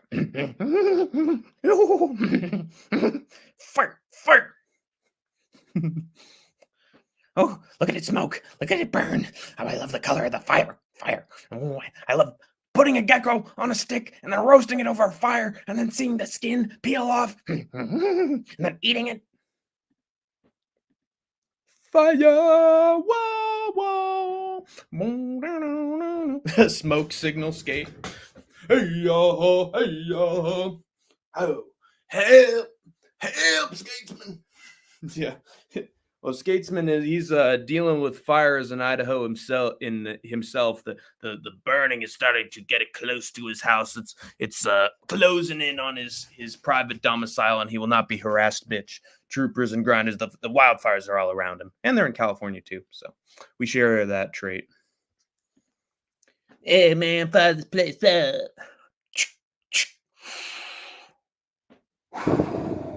Yeah, man, yeah. I'm gonna have this fucking blunt. I need to use the bathroom. Guy. I'm fucking done with this press conference. Gonna go play touch back in the park. Fuck you, Pa. I'm going to the bathroom. I gotta drop a deuce. Fire emojis if you think Grasso was wifey material. Grasso top game must be good. Yes, sir. I'm a bottom, and I'll say it proudly. Next bit of MMA news.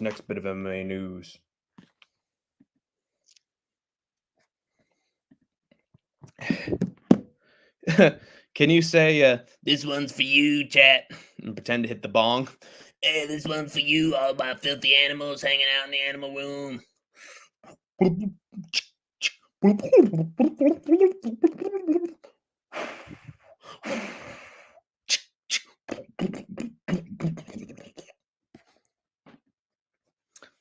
see. Are you an atheist? Yeah, I am an atheist. I've never been dedicated to one religion. I think it came close. There was a moment where like someone tried to convince me to practice Christianity. I think it was a friend of my cousin's because I was in Washington at the time. I was part of like this little movie camp. It's my uncle. He's a priest.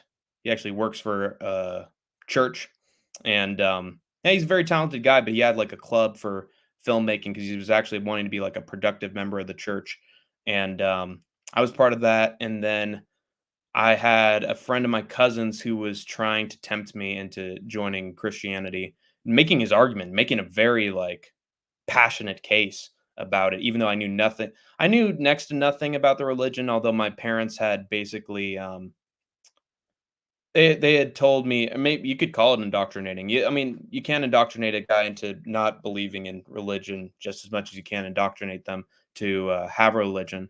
But my parents had basically warned against religion and said that it's very manipulative and it can be corruptive.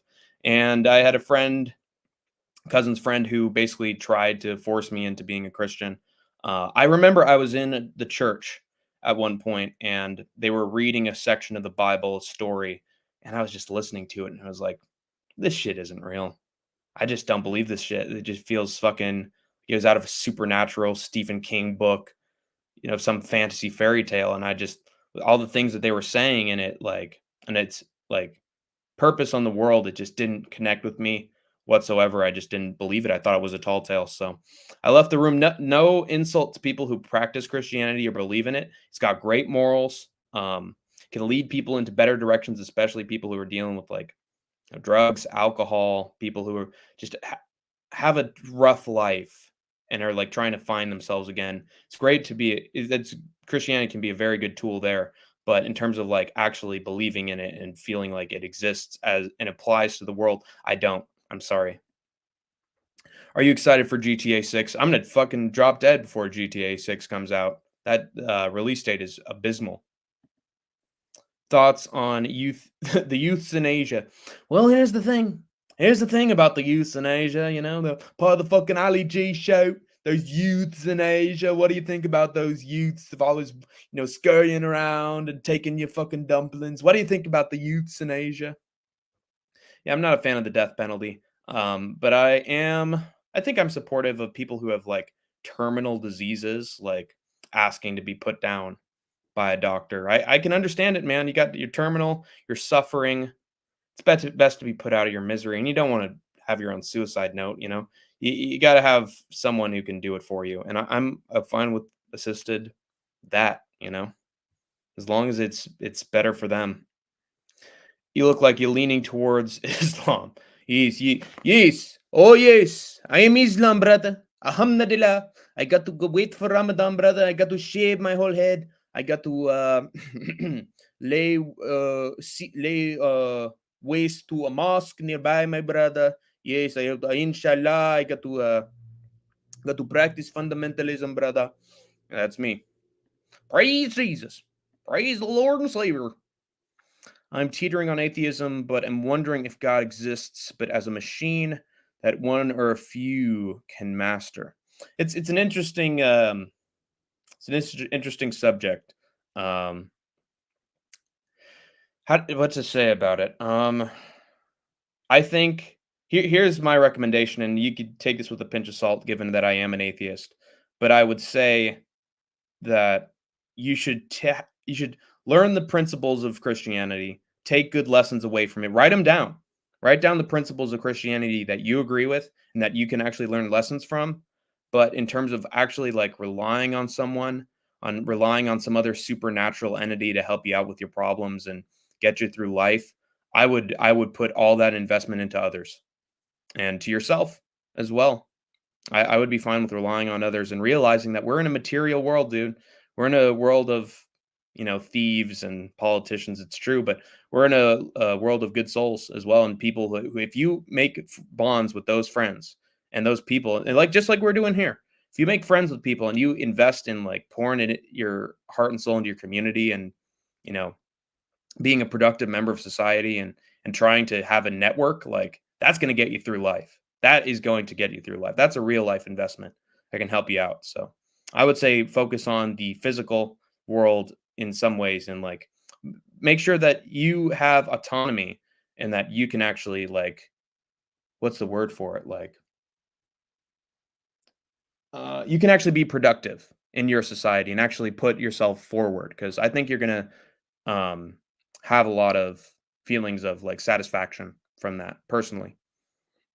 I don't know about God, but I believe in Tommy Aspinall. Yes, yes, yes. Praise Tommy, brother. Do an impression of a UK meeting in Australian. Oh God. Actually, I don't need the fucking glasses. I can just do the impression. Oh, mate. Oh, yeah, I was spotted tea this morning. God damn the fog. I got blisters on me fingers, man. I went to the fucking bar pub the other day. I got a few teeth knocked out, and, you know, that helps with the dental bill. But I'm telling you, this fucking, what's the name of the leader again? UK Prime Minister. That Keir Starmer, man. That Keir Starmer's a fucking snake. He's two-faced fucking coward. I got stabbed the other day by a migrant. What the fuck, mate? Dude, mate, I don't know what the hell you're talking about, mate. We got none of that in Australia, mate. Might want to fly down here. Oh, mate, I'm bleeding out, man. Dude, I can't be on the phone call anymore, dude. I'm laying out on the fucking concrete, man.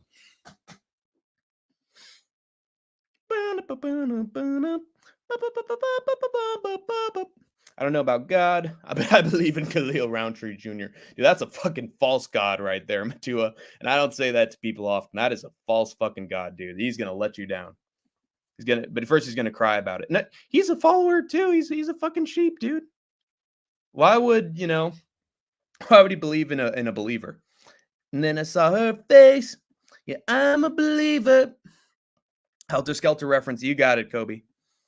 Can you sing the Tommy Aspinall song, but instead of saying Tommy Aspinall, na na na na na na na na na na, paradox the chat, that paradox the chat, na na na na na na na na na na na, paradox the chat, paradox the chat.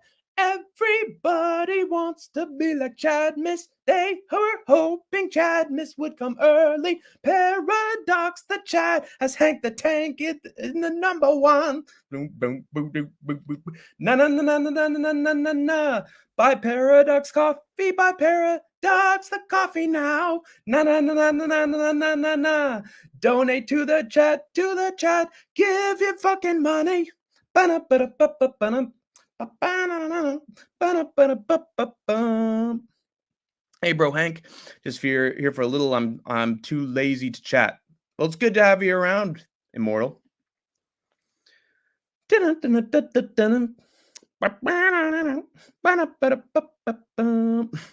Sing a song about road rage. I don't know why. I can't drive 55. I don't know about God, but I believe in Reinier Rita.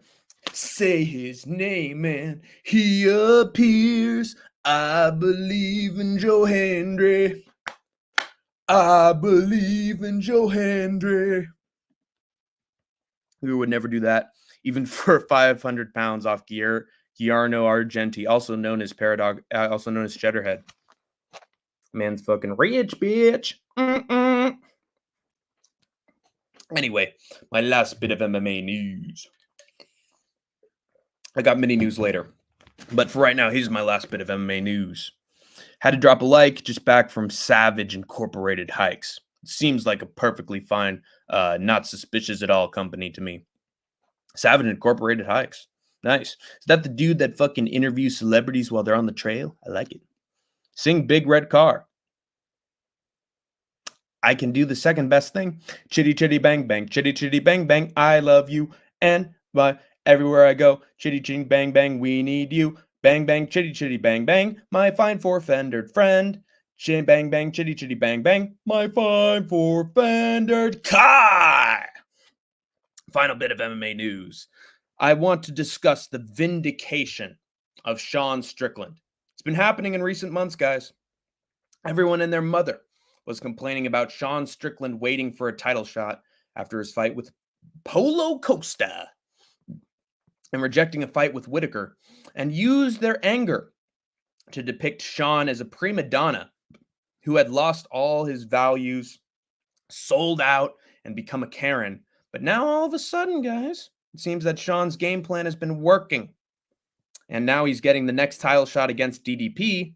And on top of that, it looks like Sean's back to his old degenerate celebrity bashing ways. I'm going to fucking war with these TikTok pieces of shit for you guys. Rightfully going after the sad excuse for a rapper, Machine Gun Kelly, for making creepy PDF file-ic tweets sexualizing 14-year-olds and talking in clips about wanting to go in on 17-year-old Kendall Jenner. Absolutely revolting statements from this fucking waste of precious oxygen in space, Machine Gun Kelly. Sean said no wonder MGK was hanging out with P. Diddy before he got arrested.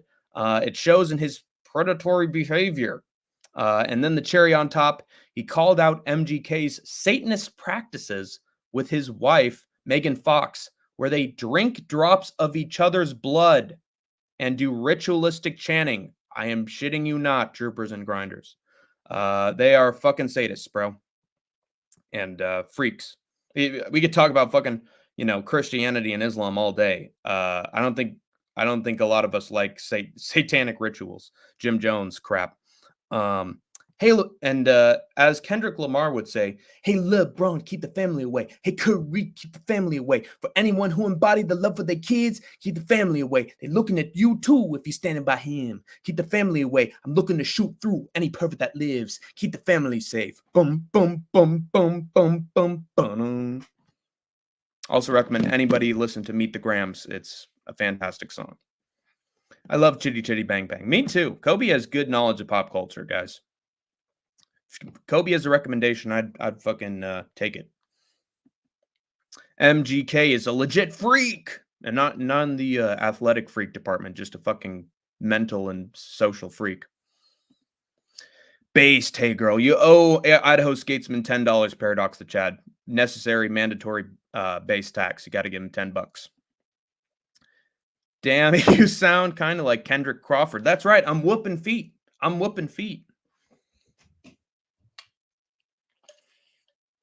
What you popping at for real for shit? I inherit the beef. You want to talk about Pusha me? Want to take about Pusha T? Better be careful you think about pushing me. Yeah, you're Terrence Lawrence. I'm Terrence Crawford. Yeah, I'm whooping feet. What is it? The braids? Why do I owe Idaho? He has and you don't actually owe him. I'm just telling a joke right now, Paradox the Chad. But basically, Idaho Skatesman and I have a very long-running tradition where if Isha says the word based, he basically owes him $10 because Idaho Skatesman has no idea what the word base means and hates it when anybody says it and uses it as an adjective to describe anything. So I'd be very mindful throwing around the term based with Skatesman. He's got that old man yells at cloud kind of energy, if you know what I'm saying. Are we taxed for saying base? Hold on, where's my wallet?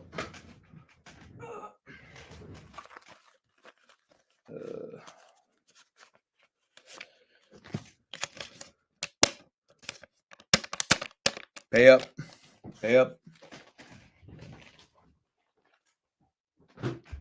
Anyway. Yeah, poor Idaho. Yeah, that poor guy. Impression of Yoda walking out of the cantina drunk and singing. Do. They're not like us. Like us, they're not. Like us, they're not. Like us, they're not. We were all chains once upon a time. Calling us some slaves, homies, we're still. This the real Rigger challenge. Bear with me for a second. Someone tell him it keeps skateboarding He means skateboarding is cool. Yeah, then I'll leave you alone. Hank, did you make the UFC picks for this weekend's card? I got Benoit Saint Denis. Think he gets it done. Yes, I'm going to have the UFC picks done by Thursday, but might have a conflicting opinion. 316 Immortal might just have a different opinion. Now I know what I'm doing as my outro. Impression of no milk at supermarket. God fucking damn it, stupid fucking brats always making dad go get the milk. No milk! Why they have a cow shortage or something? I'm not gonna have goddamn soy milk. It ain't real milk. Fuck your milk. Lamar Kendrick. Lamar Kendrick. Mm-hmm. K Yoda. CD you have? Mm-hmm. No milk. Anyway. Hank the Tank's next bit of MMA news coming at you. Actually, I got 3 minutes. Actually, I really don't have time. I gotta bust out the fucking news. Roll it out quickly. I see. Yes, you can be correct. BSD might lose. You never know. Yeah. And remember, 316 Immortal. He cannot afford to lose. He cannot financially afford to lose. Anyway, Yan versus Figgy is officially set for UFC Macau in China. And I'm looking forward to this fight, guys. I've been asking the UFC to book Yan versus Figueiredo for quite a while because they both have very similar frames. Yan has solid enough takedown defense. Figgy likes to keep it on the feet these days, so I think it would be a back and forth scrap between two guys who are, I think, even in a lot of ways. I think it would be a fairly competitive fight, and I think both guys have a good shot at winning between those two as well. So Yan versus Figueiredo, dude, it was on the tips of people's tongues for quite a while, and now we're actually going to get it in China. Everybody's favorite export place is China. Look at my China American over here. In all seriousness, though, I hope that Zhang Wei Li is on the card and that she defends her belt in China because I think she's the strawweight women's GOAT, and I think she deserves a title defense in China. And there's a lot of other good Asian fighters there too. I hope that's a fun card. Yan and Figgy might be the fight of the night. I think it's a guaranteed fight of the night. If Figgy's putting out the same kind of performance he was against Marlon Vera, that's going to be a classic. Yan might actually win, dude. I think Yan has a chance in that fight as well. Like maybe Figgy gets him down, but I don't think he keeps him down for long. I think that Yan has solid takedown defense and can go blow for blow with him. I think it would be a back and forth affair. Then again, I could also see Figgy knocking Yan out. That'd be a crazy fight either way. When will next live stream be after this? It's going to be tomorrow, Thursday. We are going to have our picks for UFC Fight Night Paris, for Ryzen 48 as well. Aries, I've got my lock and underdog for that one.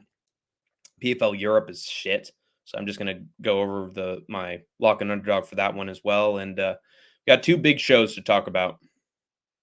It's a hard one to pick. It is. That's why everybody wanted it, right? It's funny. Isn't it interesting how the fights that fans actually want are the ones that are the hardest to pick? That goes to show, dude, we actually hate our fucking bettors and we hate our gambling because, like, if UFC made all the fights that we wanted to make, they'd be all dream fights that are super even and be hard to pick anything for those fights. But in general, for entertainment value, they would actually absolutely be the fights to make. I thought you were saying China, not China. I was like, where the hell is that? It's in Donald Trump's mouth every time he does a political speech. Also, he had a secretly recorded conversation with a dude in a limousine where he talked all about China. Yes, and the UFC keeps the good fights to make a main event out of them, right? And who even knows if Yan versus Figgy is the main event of that card? I actually doubt it. I think it's probably going to be a Zhang Wei Li title fight since we haven't heard hide nor hair of her recently. I'm probably going to make a title fight for her. Oh, wait, no, she's not going against Jandiroba. I thought I heard news of it. That's so fucking scary. I think she's going to Jandaroba's fighting someone else. Yeah, she's fighting Tatiana Suarez, I believe. Yeah. They're trying to get Jandaroba out of the picture, which honestly is understandable. No Chill and I hate that motherfucker. Hills have eyes, inbred. Yeah, she hasn't been booked yet. It's going to be for Fight Night China, absolutely. Do you like Bear in Big Blue House? I know the Berenstein Bears. Isn't that an interesting Mandela effect, Troopers and Grinders? It used to be they've always been the Berenstain Bears, but people know them as the Berenstein Bears, even though there's no E at the end.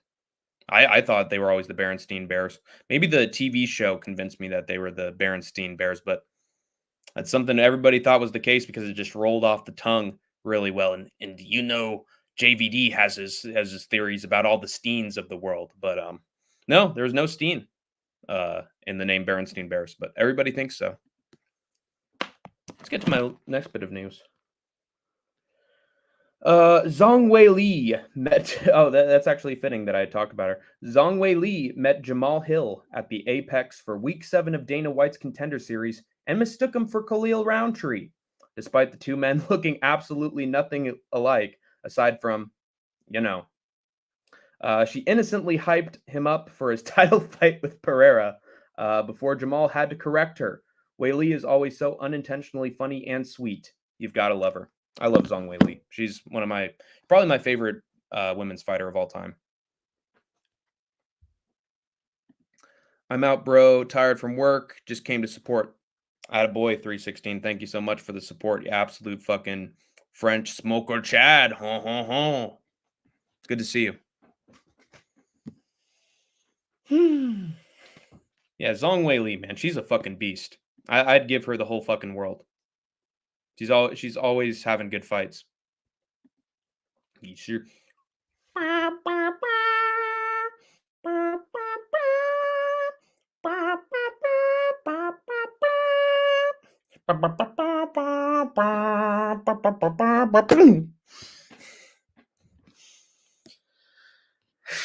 But it's hilarious that she mistook Jamal Hill for Khalil Roundtree.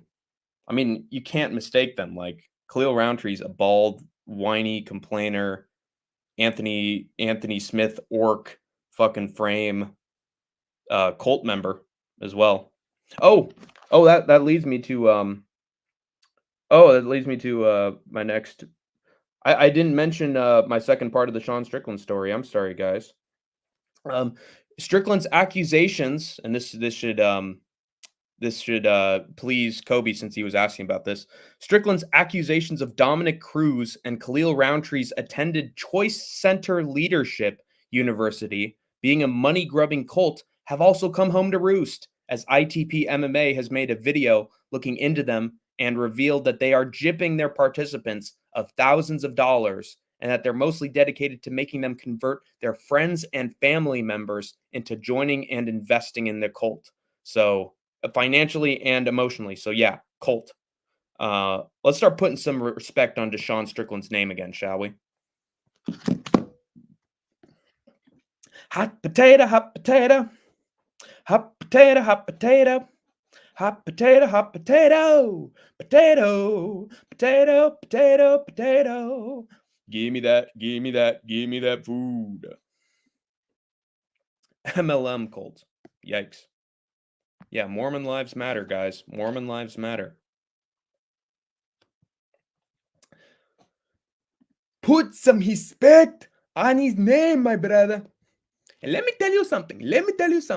Everybody is lambasting Gilbert Burns, my brother. Everybody giving him disrespect. He is more worthy of your respect. Put the respect on Usman's name, my brother. He is the EPO GOAT, right? But he's over John Jones. He cheats more than Jones. Put some respect on fake newsman's name, my brother. Next bit of MMA news from Hank the Tank. Damn it. Dan Hooker is egging Dustin Poirier on to fight him in a rematch after Poirier dumbly called out Gaethje for a trilogy I don't think anyone wants right now. Poirier responded with, "You wouldn't want that." But it seems the fans do. And there were times where Hooker cracked Dustin in their first fight. People forget, man. He cracked Hooker. He cracked the diamond. The diamond's uncrackable. He cracked him. People forget, man. Makes sense to make. While Poirier's pretending that he's too big and talented for Hooker when he got wobbled, you guys, by the Hangman. And neither of them are exactly spring chickens. That's the fight I want at least. Maybe Gaethje's a close second, though. Gaethje versus Hooker and Dustin versus Hooker are both great matchups, in my opinion. Chandler can fuck off Oliveira and take him down and sub him quick. Trust. But there were a lot of rumors about what Dustin Poirier was going to do, and then all those fucking theories got thrown out the window. And now he's basically just trying to intimidate and get people to sign him for a fight, which he's earned at this point. He beat Gamrot, which is honestly the greatest gift you could ever give to the lightweight division.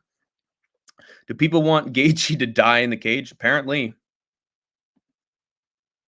Sing, I like to move it, move it. You like to move it, move it. We like to move it, move it. It likes to move it. King Julian. His brain is scrambled. Yes, sir. He's scrambled like eggs. Botch. Ever since he paced Max Holloway when he pointed down to the ground, he shouldn't have traded with Holloway. The man ended his career. Trust. You know any Johnny Cash songs? I read he got a statue at the Capitol. Absolutely earned, dude. Dude, Johnny Cash is a fucking saint and a hero. What he did for fucking prison populations around the country is worthy of a fucking award, in my opinion. He went out and he sang, did performances all over the country, even in fucking prisons, and he made sure that the ones that were shady and corrupt were absolutely destroyed in his songs to the delight of prisoners everywhere. Because let's be honest, prison is fucking slavery for a lot of prisoners, troopers, and guardians. In fact, I'm even voting on that in my own state about amending the 13th Amendment so that people aren't slaves in prison. Yeah, prisons are fucking awful, and they're not true correctional facilities, and they need to be. We need to reform them. But so yeah, Cash was a big critic of prisons at the time, and it was revolutionary for its time. Still is, honestly. And guy was a fucking musical legend until the very end, and released a great album before he went, including that great rendition of 9 Inch Nails Hurt. So I will let you down. I will make you hurt.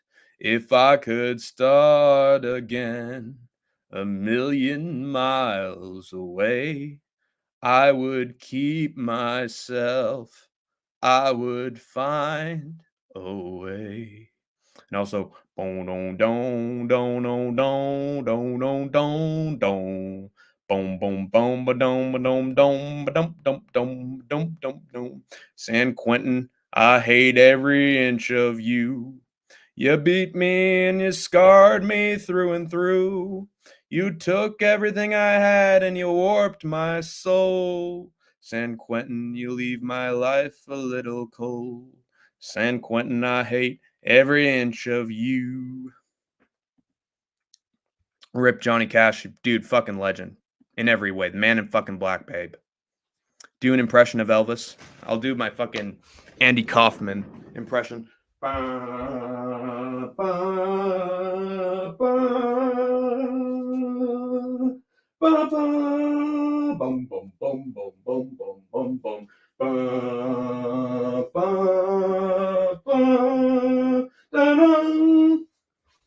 A little heartbreak, a hotel room, baby, baby, heartbreak hotel. Hey, you're going to jailhouse, rock with me, help a day, mama here. Thank you very much. Thank you very much. He was in my favorite episodes of Little House on the Prairie. Yes, sir. Sing a Beatles medley for us. I'm not a fucking puppet, dude. I'm not going to do everything for you. Strawberry fields, nothing is real, and nothing to get hung about. Strawberry fields forever. I didn't know all that. I liked him and Willie Nelson. I spent summers in Nashville growing up, So I know a little more bluegrass and country than most of my friends. Willie Nelson's another fucking legend, dude. Dude, he and fucking Dusty Rhodes were tight, and I know Sniff likes that. Willie Nelson and Dusty Rhodes are fucking homies. Willie Nelson always made great songs and is one of the great songwriters of all time. He wrote like 50 hits for all sorts of different talent that you probably know. So Willie Nelson's the ultimate fucking ghostwriter. Impression of Anshul Jubilee sing head like head. Oh God. Head like a hole, head like a hole. They want me to go, but I can't anyway. My head like a hole, my head like a hole, sir. Stop, do not redeem, sir. My head like a hole. Proceeds to do it anyway. You never thought of being an actor? I did. I did think of being an actor. This is the closest thing I've got to it, though. I get to act every day. I get to pretend that I actually like you people. Oh, I crack myself up, man. I have to pretend to even be in the same fucking space as you. God, it's so much fun. You fall for it, hook, line, and sinker. You should be in musicals, Hank. I was. And then I took an arrow to the knee. Next bit of MMA news. Forget everything I just said in that last minute, troopers and grinders. Nick Diaz has returned again for his rebooked fight with Vicente Luque at UFC 310. Whoop-de-frickin-do, people. Maybe Nick will actually train for his fight this time. It is taking place in Vegas, so maybe he won't make the car ride there. I'm not giving Nick any hope against Vicente Luque. Even if Luque's washed, poor Nick's getting put out of his misery, like old Yeller behind the shed. The power difference will be too great, in my opinion. What do you think of that, troopers and grinders? What do you think of that?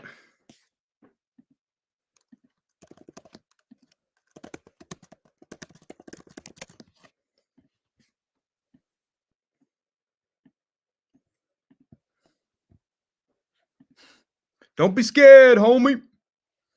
Straight out of jail, California drinking. I had stage fright. I got the hoochie screaming.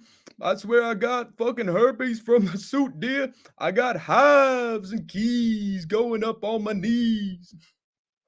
I got many enemies in the theater that throw tomatoes at me. I asked Nick Diaz, who's the best point guard of all time, and he said, Stockton, motherfucker, Stockton. I'm passing over this body. John Stockton I am. Over this body I'm passing over. Na, na, na, na. Wah, wah, wah, wah. A fan he is. Run for your lives, hey, hey, hey. Run for your lives, hey, hey, hey. Hank the Tank's my homie, that's right. Kobe Wiggle and me were airtight. He got me out of jail. We're doing cocaine deal. The Kobe Wiggle came around, Simon the death row. Where he is, I don't know. Brought me to Australia with Snoop Doggy Dogg. Me and him tight, always watching Beatles and MJ all night. Learning rhymes, singing about the afterlife. Got a hurricane coming around my way. Is that a Johnny Cash song? It would be cool to see Yoda teach Nick Diaz the ways of the Force. You can knock out someone without even punching them, you can. Stockton slap. Use the Force, Nick. I'll do a little Stockton slap, and that'll fucking irritate his brain, man. It's gonna scramble his eggs, and knock him out. Yeah. Oh no, the Nick Diaz impression. Yeah, I'm gonna punch him out, and yeah, I'm gonna give him a slap. People like that get slapped. Where you at? Where you at, Vader? Where you at, Darth? And he'd be like, if Palpatine showed up, he'd be like, and you know, he and I, we're gonna go back and forth. I'm gonna use that Force fucking slap and senseless, you know. I'm gonna use the Force, man. Tapping into it, Kenobi. Do an impression of Darth Vader.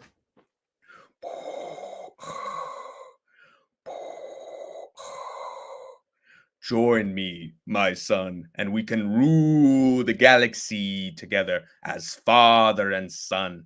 Whoa! How dare you betray my trust, your own flesh and blood?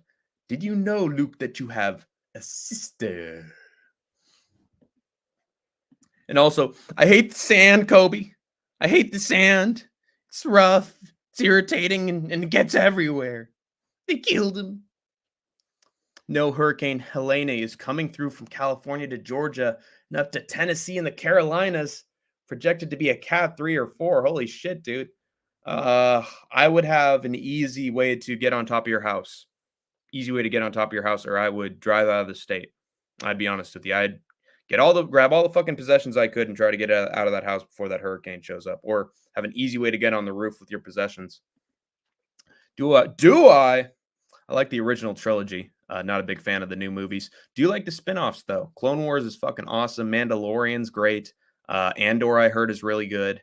And Bad Batch is decent as well, dude. Like the spinoff shows are great. The original trilogy is wonderful. Maybe episode 7's okay. But Rogue One's fantastic. The spinoffs are just good. Stay safe. Hope it passes quickly. My exact sentiment, say Goro. Stay safe at Cool Breeze. Lol. Thanks, guys. You know who else is dealing with the hurricane? My mom!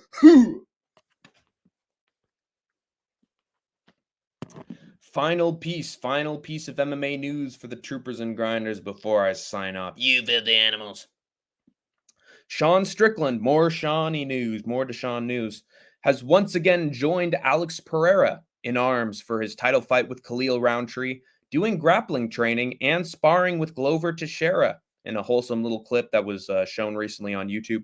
Both men stand to gain something from this collaboration as Pereira improves his training for a mostly stand-up affair with Khalil Roundtree. While the last time Sean trained with Pereira and Glover, he shook the world and beat Izzy. So I hope that DDP's ready for Sean 2.0. Hand me the fucking blunt, Curtis. I'm about to fucking do a number on this anime watching pussy. Nobody who watches cartoons is gonna beat me, you guys.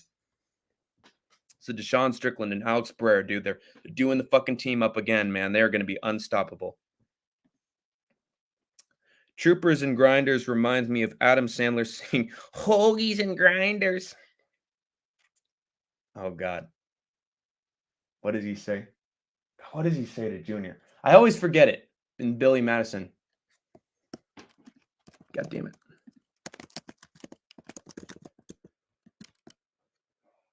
Oh, yeah. Hey, you want to watch me? Today, Junior. And then he does some fucking goofy shit with the phone call. You blew it! Price was wrong, bitch.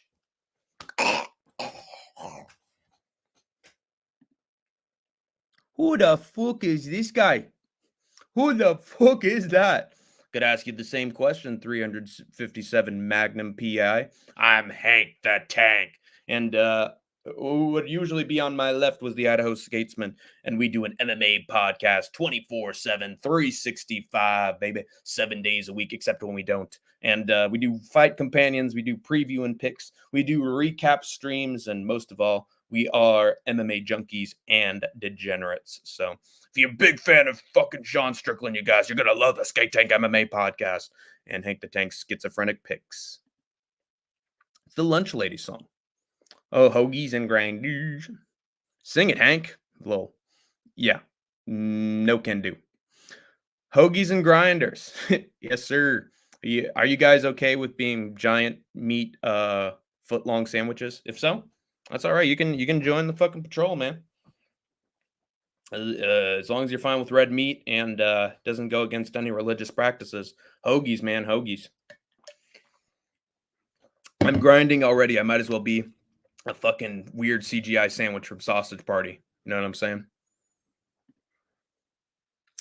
Sing Sadie the Cleaning Lady. All right, I'm going to try to find some fucking way.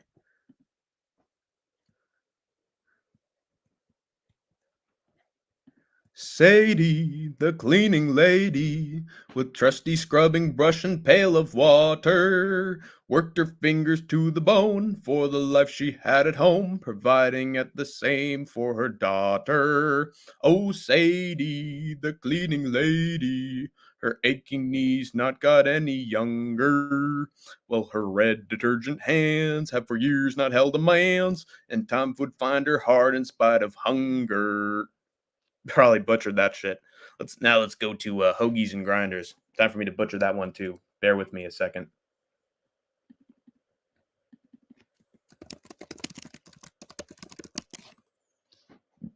Oh, lunch lady song.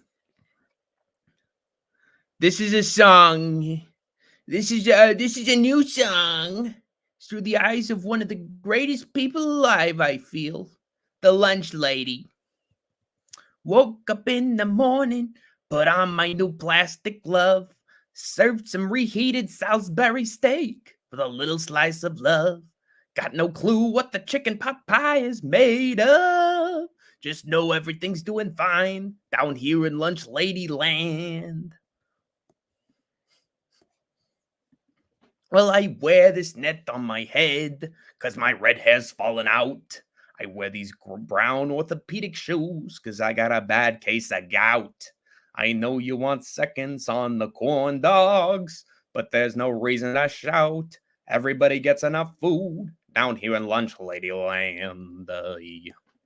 Sound like a fucking dumb 50s crooner. It probably doesn't sound like that at all.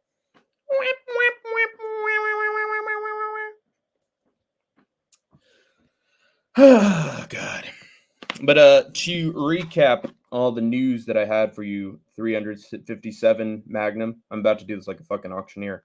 Dana White wants to get into boxing. He's probably going to fail. Nobody knows what's going to happen with it. He's reconstructing the Apex, so we're going to have 2 months without the Apex. Whippy, it's going to be better for UFC fighters to get into the sport. Paulo Costa and Alex Pereira are being degenerates on Xbox. Reinier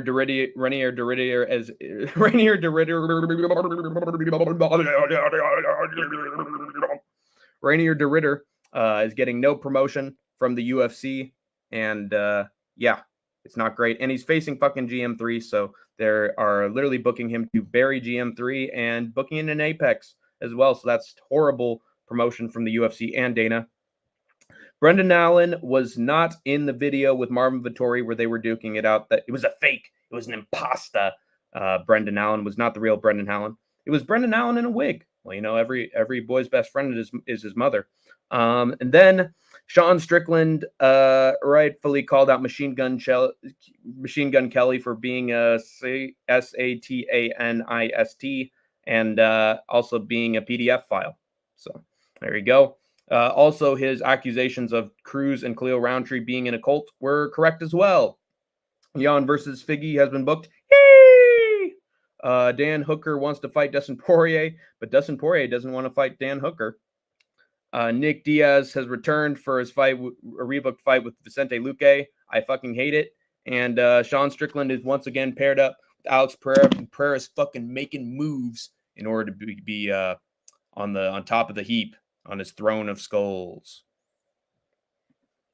Khalil is in a cult. Which one? All right, I'll tell you this. He is in the Choice Center Leadership University, which is literally trying to basically grift people for their money. Is worth thousands and thousands of dollars to pay for it, so it's not like it's benefiting working class people. And then it's just basically being used on people to try to manipulate them into getting friends and family involved with the cult. So yeah, it's literally fucking, what's the term for it? It's like having the fucking church with its baskets, a for-profit organization that is trying to sell people snake oil and bridges. Cruz being in a cult depresses me. Well, he sounds a lot like Charles Manson, doesn't he? Maybe he's a perfect fit. And Ted Bundy as well. So it was inevitable. Got that low ASMR voice. Khalil is not in a cult. Well, it requires all of his money, and he needs to completely give himself spiritually and financially to the cult. And he's been pressured to invite his family and friends into it, and he is largely accepting it and becoming a sheep to it. So yeah, Seems like he's in a cult to me. I love this show. That's my cue to get out of here, troopers and grinders. So, because Kobe has already announced that the show was concluded. So let me pull up one last thing. All right, there we go. I'm ready. Yo ho, pirate's life for me. Yo ho, a pirate's life for me. Got Hey Girl and Sniff and Kobe Wiggle, my two pirates, yo ho. And everyone was outsmarted by Hank, the UFC pirates, yo ho. Yo. All right, I'm almost done. Yo ho, a pirate's life for me. And I went across the spoils, mate. And when I came across the black pearl and had that coin of gold, yo ho, a pirate's life for me. I was a corpse, mate. I was on a fucking ship full of gross zombies that had their eyeballs being scooped out and no teeth. That's my cutest skidoo. That's the best. It sure is. Do the fucking Disneyland ride. Best. But yeah, that's my cue, troopers and grinders. It's time to head out, but you have been a fantastic audience. Thank you so much for watching, and here we go. You have escaped the war zone for now. Asher beat, and if God watch and hide the Bible, you should. You gotta pop out sometimes and rig a show.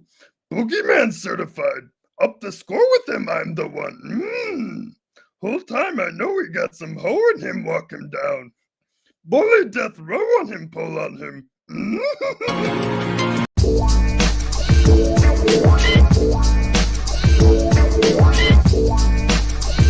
Not like us they are. Not like us they are.